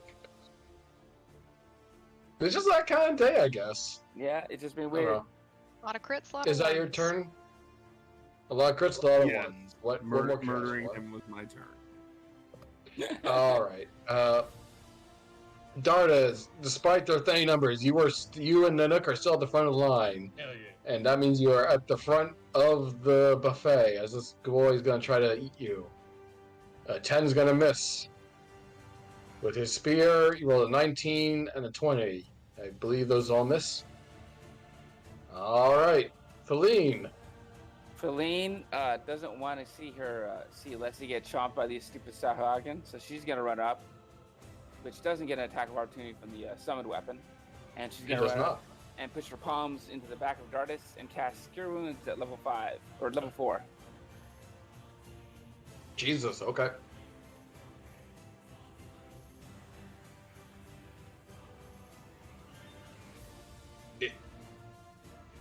For 28 healing. Yeah. All right. You feel reinvigorated with holy energy. Is that your turn, Feline? She does move back to stand over Leslie. So if that would take you out of range of this guy. Never mind. Would get she does stay melee with everything. Never mind. Okay. Feline, it is the caster's turn next, and they have not forgotten about you, as they are gonna make their trident try to follow you. Oh no. One of the spokes of the trident has fallen off, and that is fine. No, it's stuck in the wall. It is now a 4. This 4 attacks you. It's a Biden. Oh god. Fear the wrath of math. This is why the Chinese hate the number 4. Oh fuck. My god. It kills people. That was an 8 to hit. 8 will not hit. It'll clink off of our mage armor. And this Wagon. You just watch a trident trying to poke through your armor as it is trying to murder you. This Wagon is very much angry by the event, and instead of running away, he is trying to indulge in his bloodlust, and is going to run up to you, Nanook, and use his action now. Hello. It bites. Does an 11 hit? No. Well, I'm guessing that a 7 does not either. No. This man is dead. Jentrana. I'm embarrassed for him. Being dead is so last fashion. What? It's so what? God. Last fashion. Oh. You should know. Oh, you know it. I'm reborn, baby. Jentrana, what would you like to do? I would like to cast Hunter's Mark again on Big Boy. By all means. And then I'm going to fire on... We're going to do the same trick of Big Man, Horde Breaker? and then Big Man again. Uh-huh. Yeah, sure thing. Let's do Big Man first. Roll another crit, I dare you. That will miss, unfortunately. You said it too late. Yeah. It wouldn't be the first time. A 19 on little guy? Yep. And 19 on big okay. So let's do damage for little guy first, and then damage for big guy. Damage on little guy. 9 on little guy. Okay. You're still alive, but not liking life at the moment. Do big guy with your Hunter's Mark. There is the 11, and there is the Hunter's Mark. Right. The 17 on big man. As you focus in, you shoot a fiery arrow through Big Man's skull, and you watch as he plumps backwards onto the ground. I still look a little bit frantic and am running over here. All good. That's your turn? Yes. This man is dead. Nanook. Hi. There's one shark boy and another shark person trying to attack you, angry that their spells do nothing. Yeah, I noticed their pitiful little attempts. Okay, so I'm gonna focus on who I identified to be the squishiest combatant here first. Okay. Go for it. So this is my first claw attack. How's a 13? A 13 will hit for 5 damage. They are still standing, but they are looking dreadful. They are mostly scorched by fire. They look like a wind will take them. How about a 21? With a 21, you swipe a massive claw gash through their chest, and you watch as they slump to their knees and fall before you. Hang on. Does this work? Does what work? Yes. Yes, it does. Yeah, I want to use it. I want it to stab its buddy next to him. Okay. That was like his one final act before it dies, kind of thing. Yes, it has to make a melee attack against a target of my choice within its range, and I choose the guy next to him I'm still in combat with. This Sahuagin, eyes still filled with bloodlust, looks to their compatriot and tries to bite into them for one last meal. And they do. With a 14, they take 5 piercing out of their friend as they take one final meal into the afterlife. Cool. And because that was my reaction, I still have one more claw attack, so I'm gonna use it against this other guy now. By all means. It's a 25. A 25 will hit. Cool. That's 8 slashing damage. Bless you. This guy watches as its friend bites into his arm, and you can only imagine, and Sahuagin goes, what the fuck? As your claw goes through the chest, like, ah, what the fuck? As it's just being attacked by all sides by friend and foe. Okay. That is my turn, though. There it is. Less shark people are around you now. Or dead body.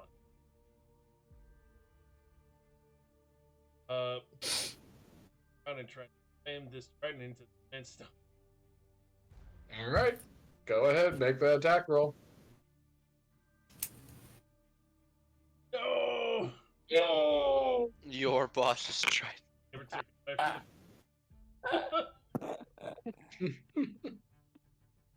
will try and save it with a fucking.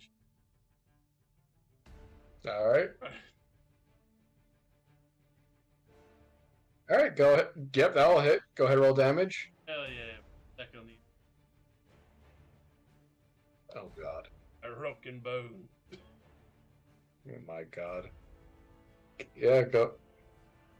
Alright, you try to stab, you try, and this guy jumps out of the way. He starts laughing, cackling at you, not seeing the shield, slamming into his neck, immediately breaking it as he is flung out into the ocean to feed the fishes.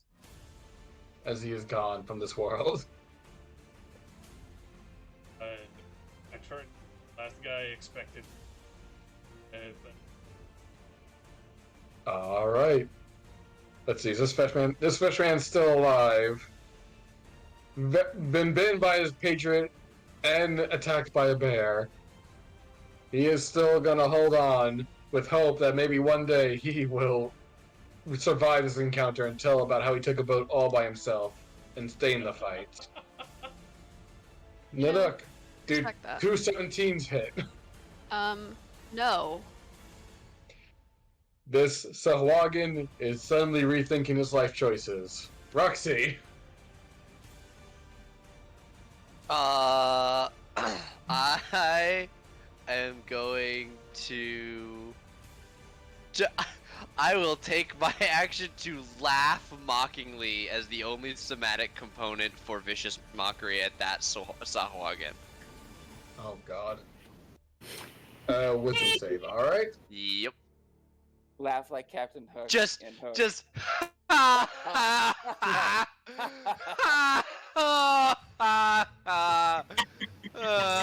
roll a 6. Excellent. So that's 10 damage they take? 10 psychic damage, please. Alright, they're still standing, but they are very demoralized by the berating. God. Oh, fuck. You're just pathetic, bud. Nanook, here. I'll give her a healing word for my first level, so that's 13 healing. Thank you. And as that's me, I just say, Skelly, please, I don't want to look at this guy anymore. I forgot about Skelly! Oh Skelly. Grave Bolt. Yeah, Quata. Oh, no! no! Oh! Quata, a 20 for Skelly. Alright. 20 will hit. May I offer you this, Mike? I will turn and mock Skelly just as hard for the crit. I was like, what the fuck are you doing? What? Come on, I'm trying to show off here. You see Skelly on the first boat, not even. Well, he just kind of misses slightly and just kind of like bounces off the armor. You fully berate the skeleton till he feels so bad about himself that he fucking takes off. He goes on the railing, takes off both his legs, makes a super bow, Oh my god. unleashes the arrow, and with his super bow kills his man while being legless. Oh, That is Sitting on very the cute. sitting on the railing. Legless. That's better. Thank You- you, Skelly. You have berated the skeleton so hard that he took off both his legs to make a super bow to kill your opponent. I have I heard hope that you're Legolas is happy. a great archer. Your applause can happen at any point now. Thank you. That's my turn. The skeleton applauses for you. You're not sure if anyone else heard you. Alright, that fish is dead, that fish is dead, that fish is dead. Karthos! hey! There's one fishman left. The one next to Dardis there. Mm-hmm. Okay.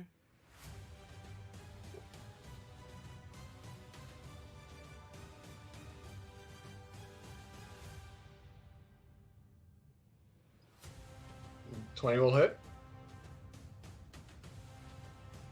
Oh, I rolled an initiative. I'm an idiot. Oh. Alright. I mean, I didn't notice either, so go ahead, roll it. Roll an actual attack. 26 will Hey. hit.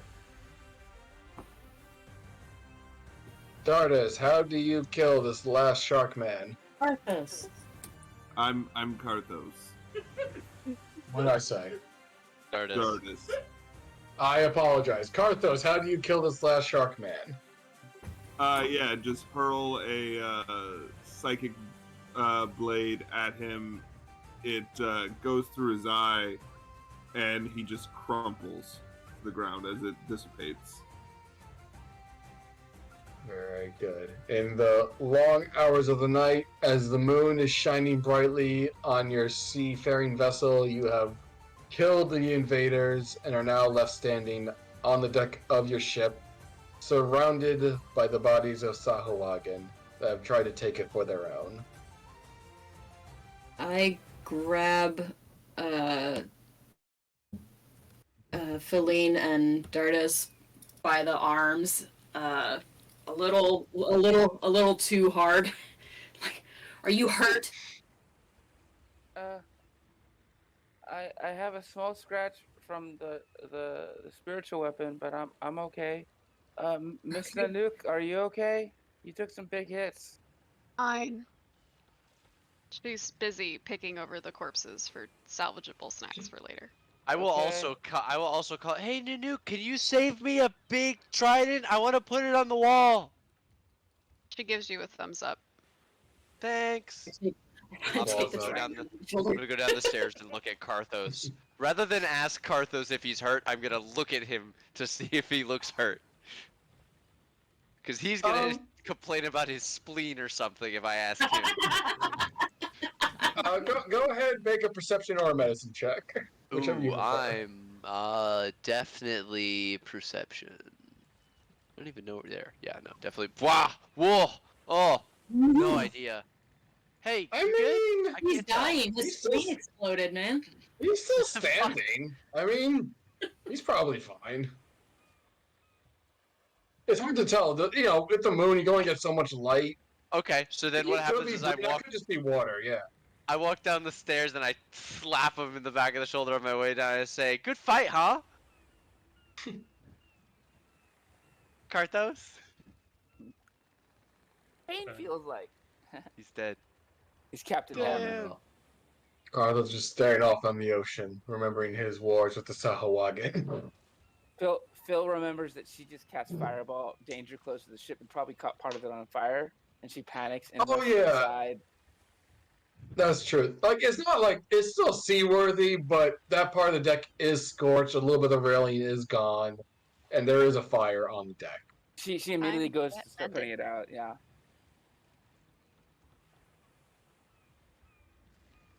She's all over the place casting mending where she can and trying to do her best to stop the damage. Mm-hmm.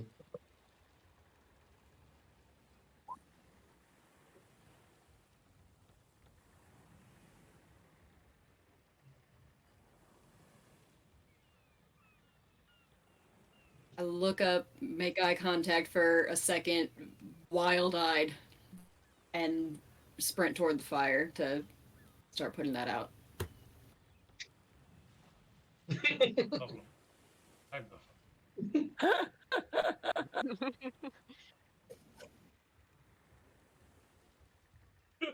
Little does Senchana remember Damn. you are also the carpenter and will also be there at fixing the ship. Not running away from you. Just can't talk right now. Fair enough. Whatever. Oh.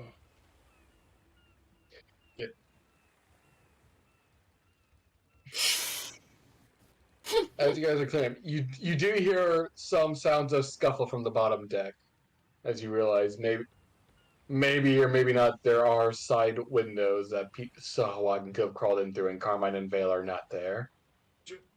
Oh shit. My Did alarm we- is around. My alarm is around sleeping quarters areas. Has anything gone off down there? If it did, it would have gone off during the fight.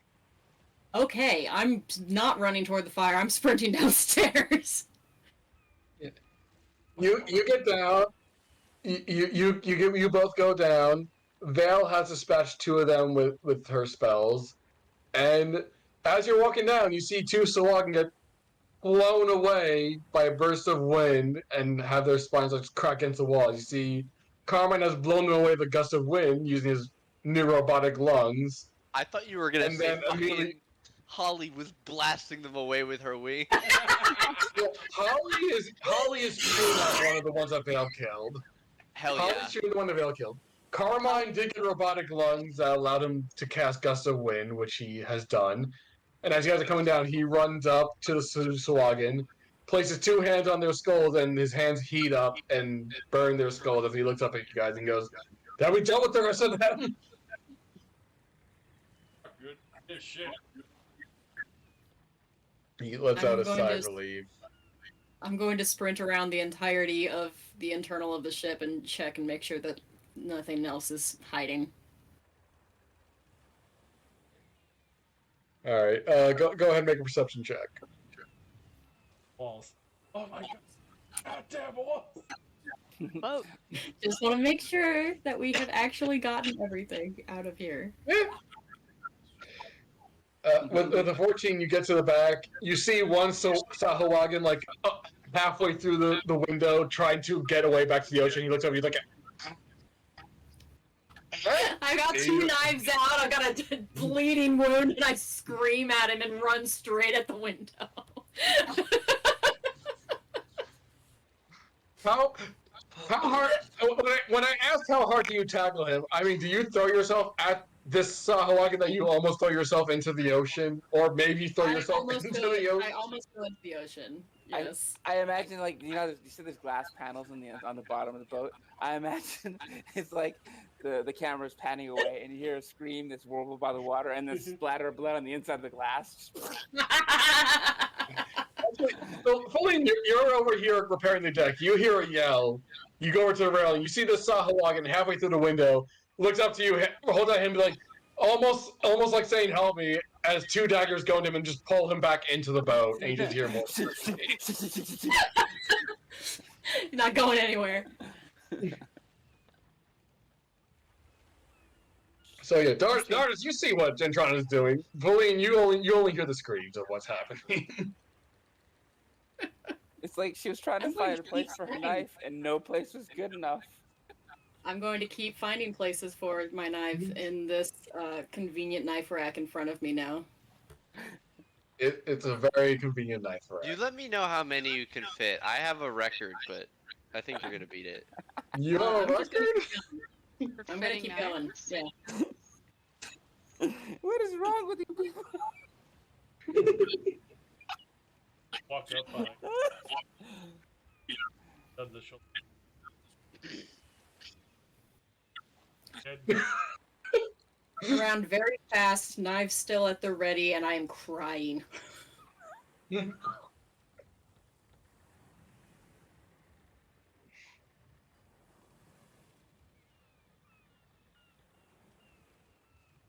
Didn't see them coming. I didn't. I'm sorry you got hurt.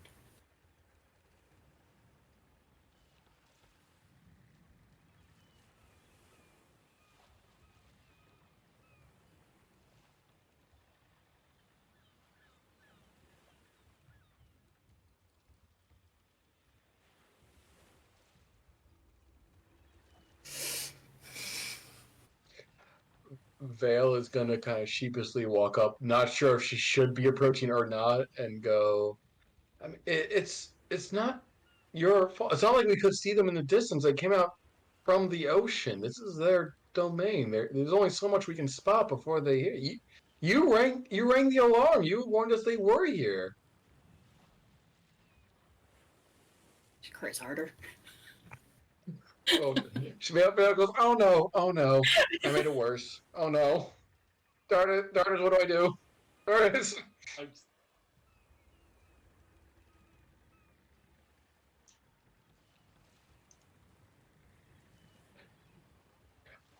All right, you seem like you got this. I'm gonna go before I make it worse. She just steps back. Poor Vale.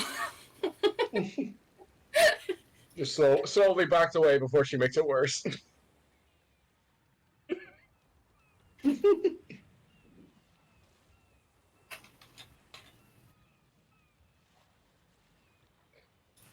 All right, so you guys have survived this night ambush of Sahuagin. It is rare at this close to coast, but it is known to happen from time to time. Is there anything anyone is doing as battle has died down and y'all are trying to reacquaint yourselves with the fact that danger is no longer here? I probably make it. I probably get my big trident from the nuke and put it in the captain's cabin, and then I go down like below deck with the intention of like finding Gentrana and going, good shit with that first one, like completely oblivious. And Vale just grabs me and leads me back upstairs. As I go, hey, Jet, and she just goes, wrong energy, and leads me right back up the stairs. No. Roxy, I tried. You're gonna make it worse. You're gonna make it worse, Roxy. You're gonna make it worse. there's Well, a No, thread. I just. Oh, There's a oh. hog in No. like 32 times in the. The knives are still in him. Look, I don't there have are 32 multiple knives. knives. It's 2 knives repeatedly. I Well, know. like I said, he's been stabbed 32 times. And the knives are I still just in him. keep Yeah. pulling knives. They just keep coming. New knife every time. Sorry. Roxy, I tried. Dardis has got this. We're gonna make it worse. Let's go up deck. I need some fresh Okay. air. All right. Let's get some Okay. fresh air. Yeah. No, that sounds good. It's not super fresh and we come back out into the carnage. Oh, it smells bad. Yeah. Oh no. Go fish. over by the aft deck behind behind the wheel. The wind will be blowing from behind you. It'll be the freshest. Yeah. Don't worry. Me and Skelly got this. And you can see the skeleton with its minus. Actually, what's its strength? I was gonna assume. I don't know, but It has a definitely, 12. he definitely doesn't. It's He struggling. don't got but legs anymore. He took off both his legs. he puts his legs back on. Okay, fine. He puts his legs back on. He puts his legs back on. He's dragging corpses that Nanook has finished with. Okay. Meanwhile, As we go, actually, Carthos, I saw you were was talking to you. I believe while you were away, Roxy was trying to see if you were injured at all, and then they determined you were probably fine and just patted you on the shoulder. Fairly roughly. Yeah. I said you're good, right? May or may not have been where you were bitten by one of those Hawaiian, but it's probably fine.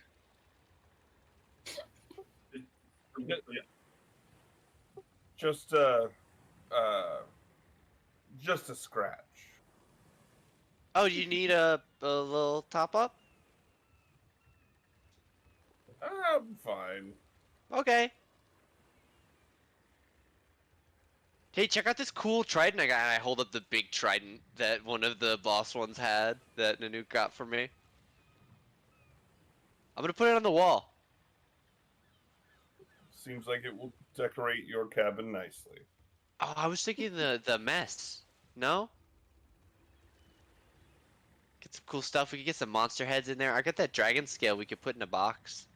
Put that up. That'd be kind of cool.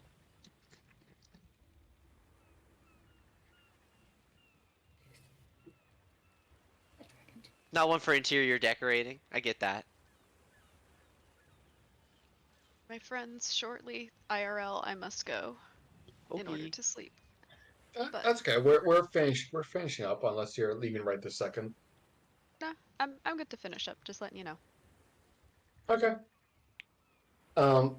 Is there anything else anyone is doing as you guys are cleaning up the bodies and fixing up the ship for tonight? Yeah, Phil is on the deck feeling absolutely terrible that she damaged the ship with her fireball, and she's like obsessed with like fixing as much as she can with her amending, and she's also using prestidigitation to help clear up any blood on the ship too.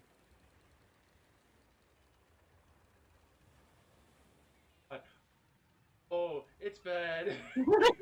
Oh shit. Yeah, Oh, she's just like she's like trying to fight back tears while she's like fixing what she can, and every time she fails, she's like just like glaring at it. And it's like, I'm sorry, I fucked up the ship. I'm sorry. Yeah, it's like I can't cast fireballs on the ship. That's the rule. We love our party members who are very normal about combat. Some make of good us are already fucked.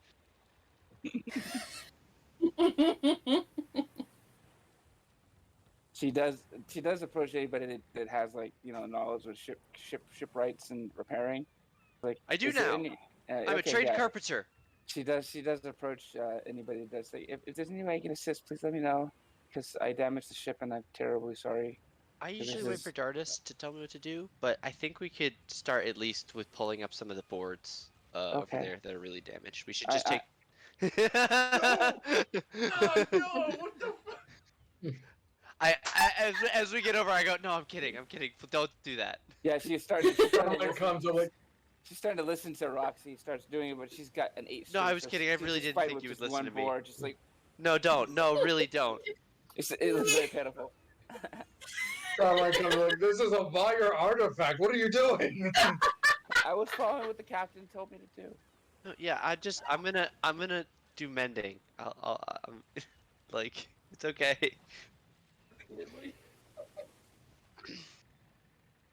I'm sorry. I will stop damaging the ship more. But yeah, we agree. I will not cast fireball on board the ship anymore. Right? Yeah, no, that's rule 1. No fire on the wood thing. Maybe if I convert it into another spell damage type, like ice, maybe that won't damage the ship. What do you think?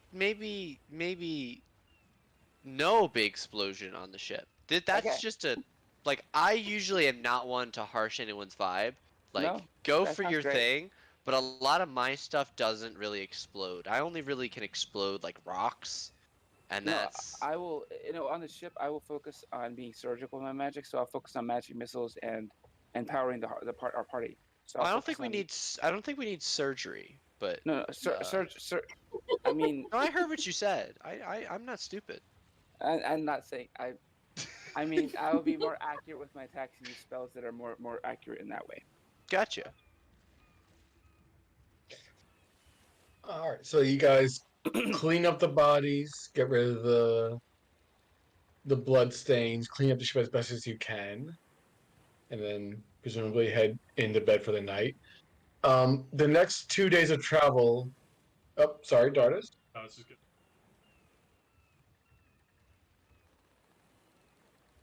This is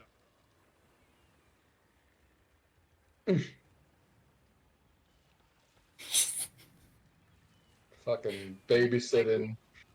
Might be a hammock night. Oh yeah, Leslie does like pop in and just chill out with you whenever you let her. She's I not think pushy. that following the day's conversation, she kind of looks over and it's like, Go away. We don't trust you now. Yeah. She's like, Jen, snitch. You're a fucking snitch. It's like, Jen, you do see Holly come by with a strip of Sahuagin and just kind of drop it in your lap and look at you expectantly. Oh, You're such a good girl. You're such a good girl. You did a good job. Just nuzzles your shoulder a little bit. Sits down and just waits patiently. All right, so I cut off a little bit of it and like pretend that I'm going to eat it, and then give her the rest of it like I'm sharing. But I put it back in my pocket, and I'll give it to her later. all good. I love having squishy Alright. raw meat in my pockets. It's great. Right. It's the best feeling. All right, so full disclosure: the next 2 days of travel will pass without events. So if there's anything specific you guys want to do during those 2 days, just let me know now. Otherwise, we'll proceed to the end of those 2 days. Is there anything specific anyone wants to do while you're traveling? 2 things. First thing, further skill gaining on navigators for 1 day. Yeah. What were you at? 11 for 11. your DC? So just D20 Make- again. Just 2 straight D20s for both days. I just wanted to do it for 1 day. The second day, I wanted to approach Jen with Phil. Oh, sure. That's fine. You can do it 1 day, too. Didn't do it, so no. You're still at 11, yeah. And second day, I guess. So this is as we're approaching the end of our travel. She knocks on or she approaches Jen wherever she gets privacy with her. She says, "Excuse me, Jen. Hey, I noticed that you didn't really like Leslie being around you, and I was just letting you know that she's not a snitch. I just let you know that she's just there to help people out. She's not telling me anything or trying to be a bother to you. But if you don't want her around, I understand." Did you know I called her a snitch? She lets me know if somebody's in trouble, but I don't listen to her on purpose. It's just she cares about people, and if she's worried, she really keeps bothering me until I listen. That's the only reason why. But beyond that, I don't listen. I only heard it that one time, so I apologize for that. But yeah, that's why she's worried about you. I appreciate the concern. Mm-hmm. So yeah, if you ever want to talk or you want her, I promise that's the only reason why. But yeah, I just wanted to give you a heads up. And she goes back to her little study area to read books.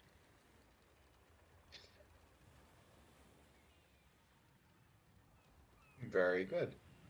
All right. Jen, I believe your DC goes up to 19 with My that. DC already 22? went up to 19.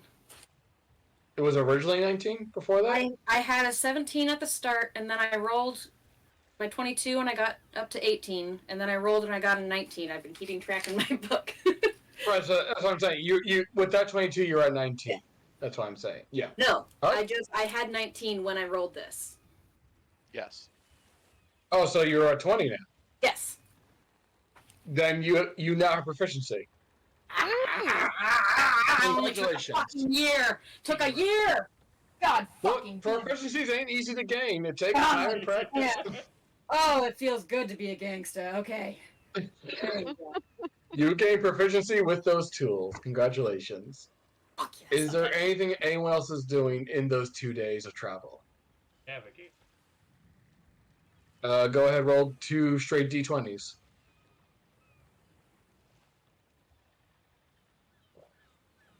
Okay, so that's 11, correct? 11. All right, you're at 12. Oh, is that 11? Okay, when I said at 11, I meant that did the 12 push you to 11? Okay, I understand that. All right, cool. You're at 13 then. Congratulations. If no one else is doing anything for those 2 days, we will move over.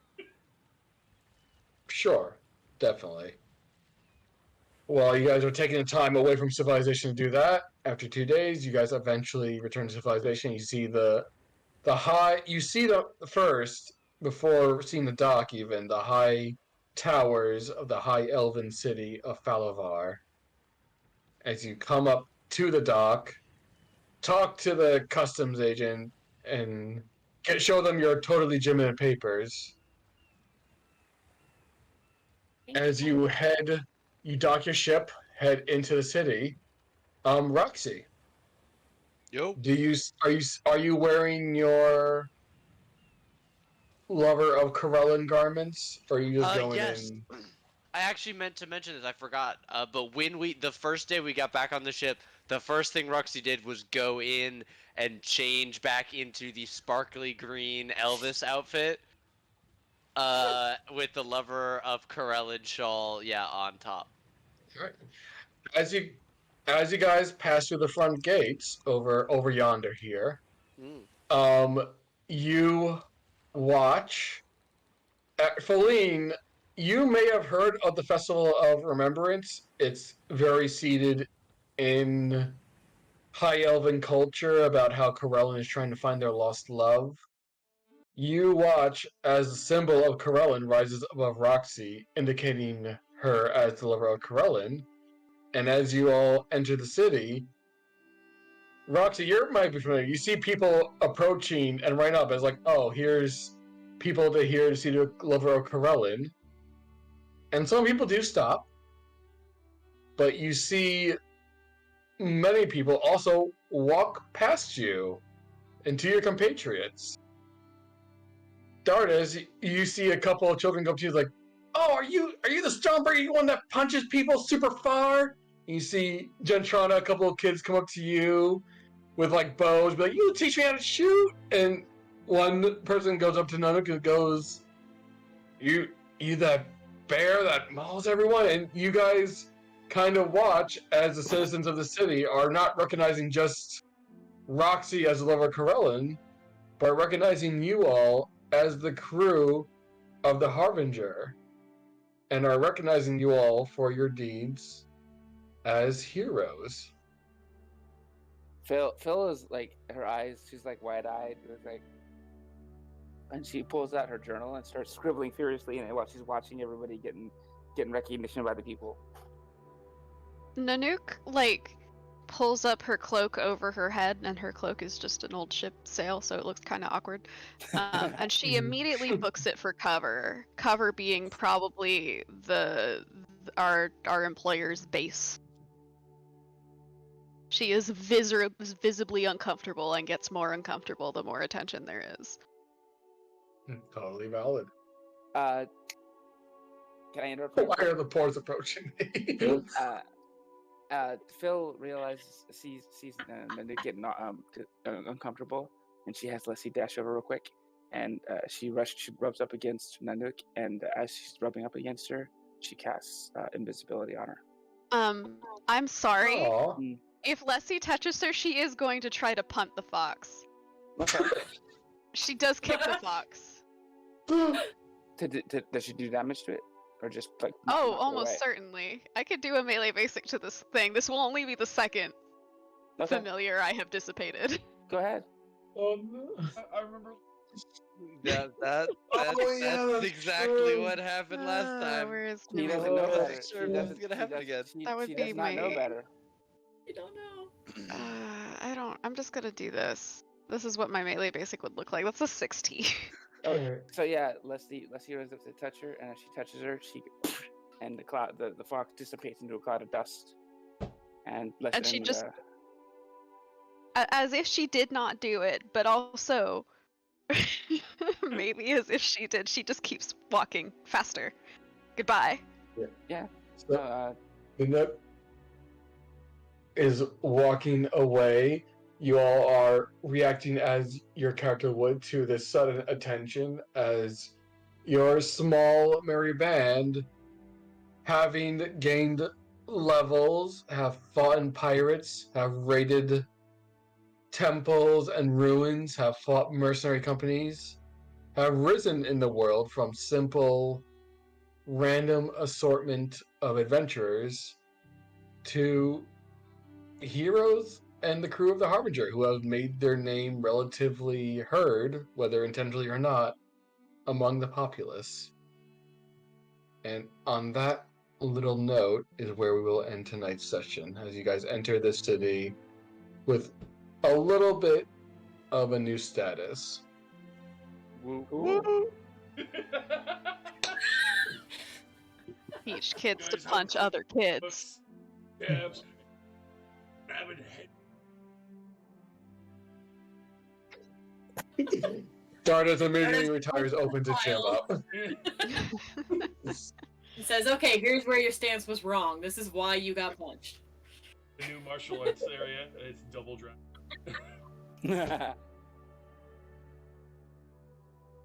Well, folks, welcome back to Falavar. I know it's been a while, but hopefully you get to enjoy the city a little bit before your next adventure, wherever that may be. Good. That game. That was fun. Good job. First quest, I- acquire, made you. I hope you guys enjoyed. It was a little bit more of a transitional period. I know there's a lot more talking in RP than fighting, but I hope it was still enjoyable.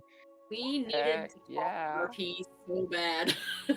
we, we were all talking about it after last session. We were like, we need to talk to A each lot other. of trauma to unpack. I'm trying to just A stab lot a man to unpack. 27 times in the fucking cabin and trying like, oh, this is good right now. Fine. Feeling good. Feeling zen. Alright. Up and That- there it is. My chakras are fucking aligned as shit. That encounter was only a 50 experience, but because of the RP, I will bump up to 1,000 experience each. So y'all should rise up 1,000 XP. Okay, what total should we be at? 40, Right 30, now? That- 30, 33, 70, 20. Okay, 33, 20, 20. cool. With that, I will be going to bed. Have a good It was night. fun. By all means, have a good night. I hope you had fun. Yeah, I will see you in Cool. 2 weeks. Right, that will be the 14th, it looks like, of March. Yeah. My 1 year Alright. anniversary. Oh. Yeah, I'm gonna. Is it drop that really? email. Mm-hmm. Night, Dan. Wow. Yeah. Good night. God, Yeah, I has started. I How- started this campaign the same week that I started working at my new job. So wow. Hey, so Mike. 1 year, baby. Yes. Could I talk you into roughly 280 more experience? Is that how much you guys get to level 8? I could neither confirm or deny that fact. I would know the level caps for this. I How don't play many enough kids to do I know need to out the of box numbers. and- I will. legitimately- How many children's? How much lessons? RP experience do I get for Kissing Veil? Because I'll do Yeah. that until we get level. Oh, well, I mean, that's a With- lot. with of, that that's opportunity- a lot of kids. look, with that RP experience, so we can make Roxy feel special, Roxy is now level 17. Everyone is still level 8. Thank I can God. Just for It- Kissing Veil. It's about time. Kissing Veil's an experience, I'll tell you what. I'm sure it is. So, you guys are legitimately only 280 off from level 8? Yep. Then, fuck it then, yeah. We're at the end of an arc. Yeah, fuck it. 280 experience? I'll say, yeah. 280. Yeah, Yeah. you guys are level 8. Fuck it. Woo! I'll put that check. 34,000, baby. You are kind to us. I want to see my players grow, and hearing that you've been here for a year and only gained, what, 4 levels? I want you all to get, I want you guys to grow. Ayo! Exciting.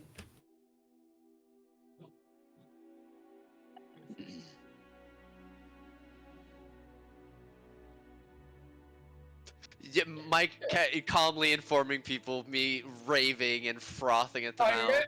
For a long- Well, no, yeah, because if it's the difference between, like, 1,000 experience and 280 experience, yeah, fuck it. We're at the end. This is a transitional period. If you guys are only 280 off, I'm very much of the mind of, like, I'll count XP, but I also like milestones. So if it's like that little of a difference, then yeah, fuck it. That's so little of a difference. I'll get you level 8. Shit. God, when did I start this campaign? Long time ago. I mean, It's the far, chat. far This chat was made for. No, this this chat game was made specifically. before. It was made before we started. Because I remember we made this chat when I was like, maybe I'll run it, and then that was like a while ago. It was after the pandemic, I think. No. Short no. Okay, I have the that you said for session 0, which was August of 2021. Fuck. So So almost 2 years. yeah, yeah. So this summer it'll be 2 years. It's queasy. Next game. Alright, I'll get you. Yeah, the 31st of August was our first game.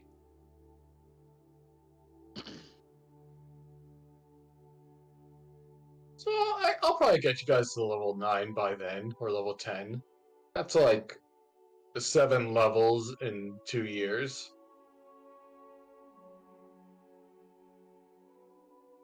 Oh, that's the as long as people are having fun, that's the important thing. I want to be the useless barnacle. I just nag at you like Mimir from You're fucking God permanently of a War. feature on the ship now, yeah. Like you. you're not. I miss the barnacle memes, but I'm sure you all start getting dreams and maybe nightmares now about a barnacle on your ship that will not just wash away. Okay, I need to pick more spell. Oh. Yeah, no, I came back from like getting food, and this character is like unleashing trauma, and I'm like, damn, that's fucked up. Like, who's the voice here? I'm like, oh, I'm a fear imagination barnacle. I'm not sure if I should feel proud or sad that a lot of our great RP moments have been around trauma. Weirdly enough. I mean, it's character development, you know. So, Uh-huh. good enough. It's okay. Listen, Alright. sometimes you have Yeah, a well- debilitating psychological condition and it colors everything you do. Look, sometimes it gets kicked off when you make a psychological monster that brings up people's worst nightmares and just goes all downhill from there. Who knows? Sometimes you never recover from things. And that's okay. As long. Mm-hmm. Her approach. Art is different. Welcome. Yeah. No drinking, kids. I almost cried. That was for some reason that one really hit. Yeah, I saw you like get teary-eyed, and I was like, oh no, don't cry, please. No, that was just genuine, like it was from a meta standpoint. I love Gentrana. She is a remake of one of my first characters that I ever made for anything. Mm-hmm. And she is like great. she like her original form is like my baby. It was like just this little tiny, just like I feel so afraid to show her to anybody because I'm so afraid of anybody being mean to her. Like I'm just like, this I is can't my imagine anyone child. being mean to Gentrada. So Who would be to mean to have Gentrada? Gentrana show up in port and have someone recognize her and be like excited to see her, that was like proud mama moment where I was just like, my girl, oh, she's doing things in the world. She's out there doing things. Look, at level 7, going to level 8, in my mind, that is hero status. You've gone beyond, like, okay, we're adventurers, we're trying to make a name for ourselves. By level 8, you fucked some shit up. Like, your name gets out there by level 8. Like, you're out of power status where people recognize you. We're so And famous, this so is- infamous. It just made me feel really happy for my girl. Yeah. Well, I'm glad you feel that way. Like, essentially, at level 8, I feel like at that point, if you're, especially since they started at level 3, like, you guys have made up enough of naming yourselves as the Harbinger crew that they've heard of your exploits, riding this bizarre, otherworldly ship, taking down pirates, fighting and saving other ships, going into this now very dangerous swamp and coming out unscathed. That's Like- Largely unscathed. You guys are making I a name for did get- yourself. Bit by an alligator. Some of us were pretty scathed at different times. Some of us were pretty scathed. Some of us died. It No more all drinks. comes with growth. Some things you can't return. Looking at feats that increase fucking charisma, and once again I'm sitting here staring at Fey Touched and Shadow Touched like, God, they're both so good. Which one do Yeah. I take? I took Fate. I find a I hard have- time. Oh, if you took Fey, then I'll take Shadow. That solves it for me. Shadow right there. Touch fits I your mean- concept too, man. Yeah? I have Without giving question. spoilers, Yes. Don't know what feats are. So, when you hit 8th level, or 4th, or 12th, or 16th, or 19th, anytime you get an ability score improvement, you which is can... outlined in your character's leveling guide, it will say ability Yes, score I'm working improvement. on that now. Yes, you Mhm, can mhm, either mhm. add the points to your character sheet, or you can forego taking the points, and you can pick a new ability from a list of abilities called feats.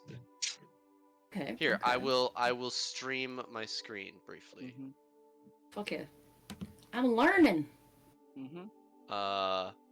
Let We'll me. figure this game out someday. Yeah, feats are pretty neat. Got it. Trauma Central, baby. So, for example, what I was looking at are skills that boost charisma. So some things give you points. So this one gives. So this is it gives you plus Constitution. You get a whole bunch of things. This is specific to Eberron though, so we won't be using that one. But for example, Yeah, actor. but like, Yeah, this is a good one. You increase your charisma, so instead of getting 2 points, you get 1. But you get advantage on deception and performance checks. You can also mimic the speech of another person, for example. And so there are all these different unique abilities. So for Gentrana, let's see, I might suggest a little one called Sharpshooter. Mm-hmm. which I believe you already picked that Gentrana, correct? You already have sharpshooter. Is this the Or one do that you you not? I have? don't think so. I've never seen Take that. a minus Because, 5 penalty to your attack and do plus 10 damage. Mastered weapons that can make shots. At level 4, you also had an ability score improvement, so you either increase one of your ability scores or you pick. I increased my ability scores at those times. Okay, so you could have picked a feat at that time too, but if not, you can instead choose a feat. So then, in that case, sharpshooter would be up your alley if you want to go the archer range. This is disgustingly good. For example, your bow has a range of what? It should have longbow stats. Okay, so it's what, 200 and then 600 with disadvantage right now? More or less, yeah. My longbow has 150 with a disadvantage of 600. Okay, so you would get it to be, you would be able to use it up to 600 feet without disadvantage. So you could shoot someone, what is 600 feet, like a third of a mile away? Yeah, Disgusting. that one, Cover. And yeah, I can even ignore- if you can see their toe, yeah, you see this motherfucker, the scruff of their elbow, and you pop. I them. will shoot their elbow off. And then if That's you're, like and whenever you're confident about hitting them, you can take a -5 to your attack. So you've what's your bonus to hit right now? It's probably pretty good with your bow. Plus 10, isn't it? Yeah. So rather than having a +10, you'd have a +5. But if you Mhm. hit, you get a free 10 damage that doubles on a crit. That's horrifying. Yes. Sharpshooter. that all being said, there's also nothing wrong with just upping your stats as and- well. Especially, And there are all different ones. Piercer would be another one that would be really cool because you shoot with arrows that you'd get to do specific. Sorry. yeah. If you want to keep it simple, the player's handbook feats are all on page 165. But again, your dexterity is a 16, so if you want to bump it up and like try to reach for 20, you can always just. Under my bed. Well, under your bed, on the internet, wherever you can find it. But again, there's also nothing wrong with just increasing your stat scores, because raising your 16 to an 18 is a +1 across the board. There's also like, what kind of armor does Gintrona wear? Leather. Do you have proficiency with medium armor? I don't think I'm so. not sure. So, well, this is that's They another option. might? You could gain proficiency with medium armor and shields if you wanted to. Do Rangers get medium armor? I don't remember. Here, I'm we looking shall it up find now. out together. Help! I'm looking it up. It Rangers. feels like something they would have, right? Medium makes armor, yeah, they sense. do get medium armor. Okay, you do have Yeah, that. medium armor and shields. So then you could take heavily armored and learn heavy armor shit and wear plate like fucking Dardis and Nanook.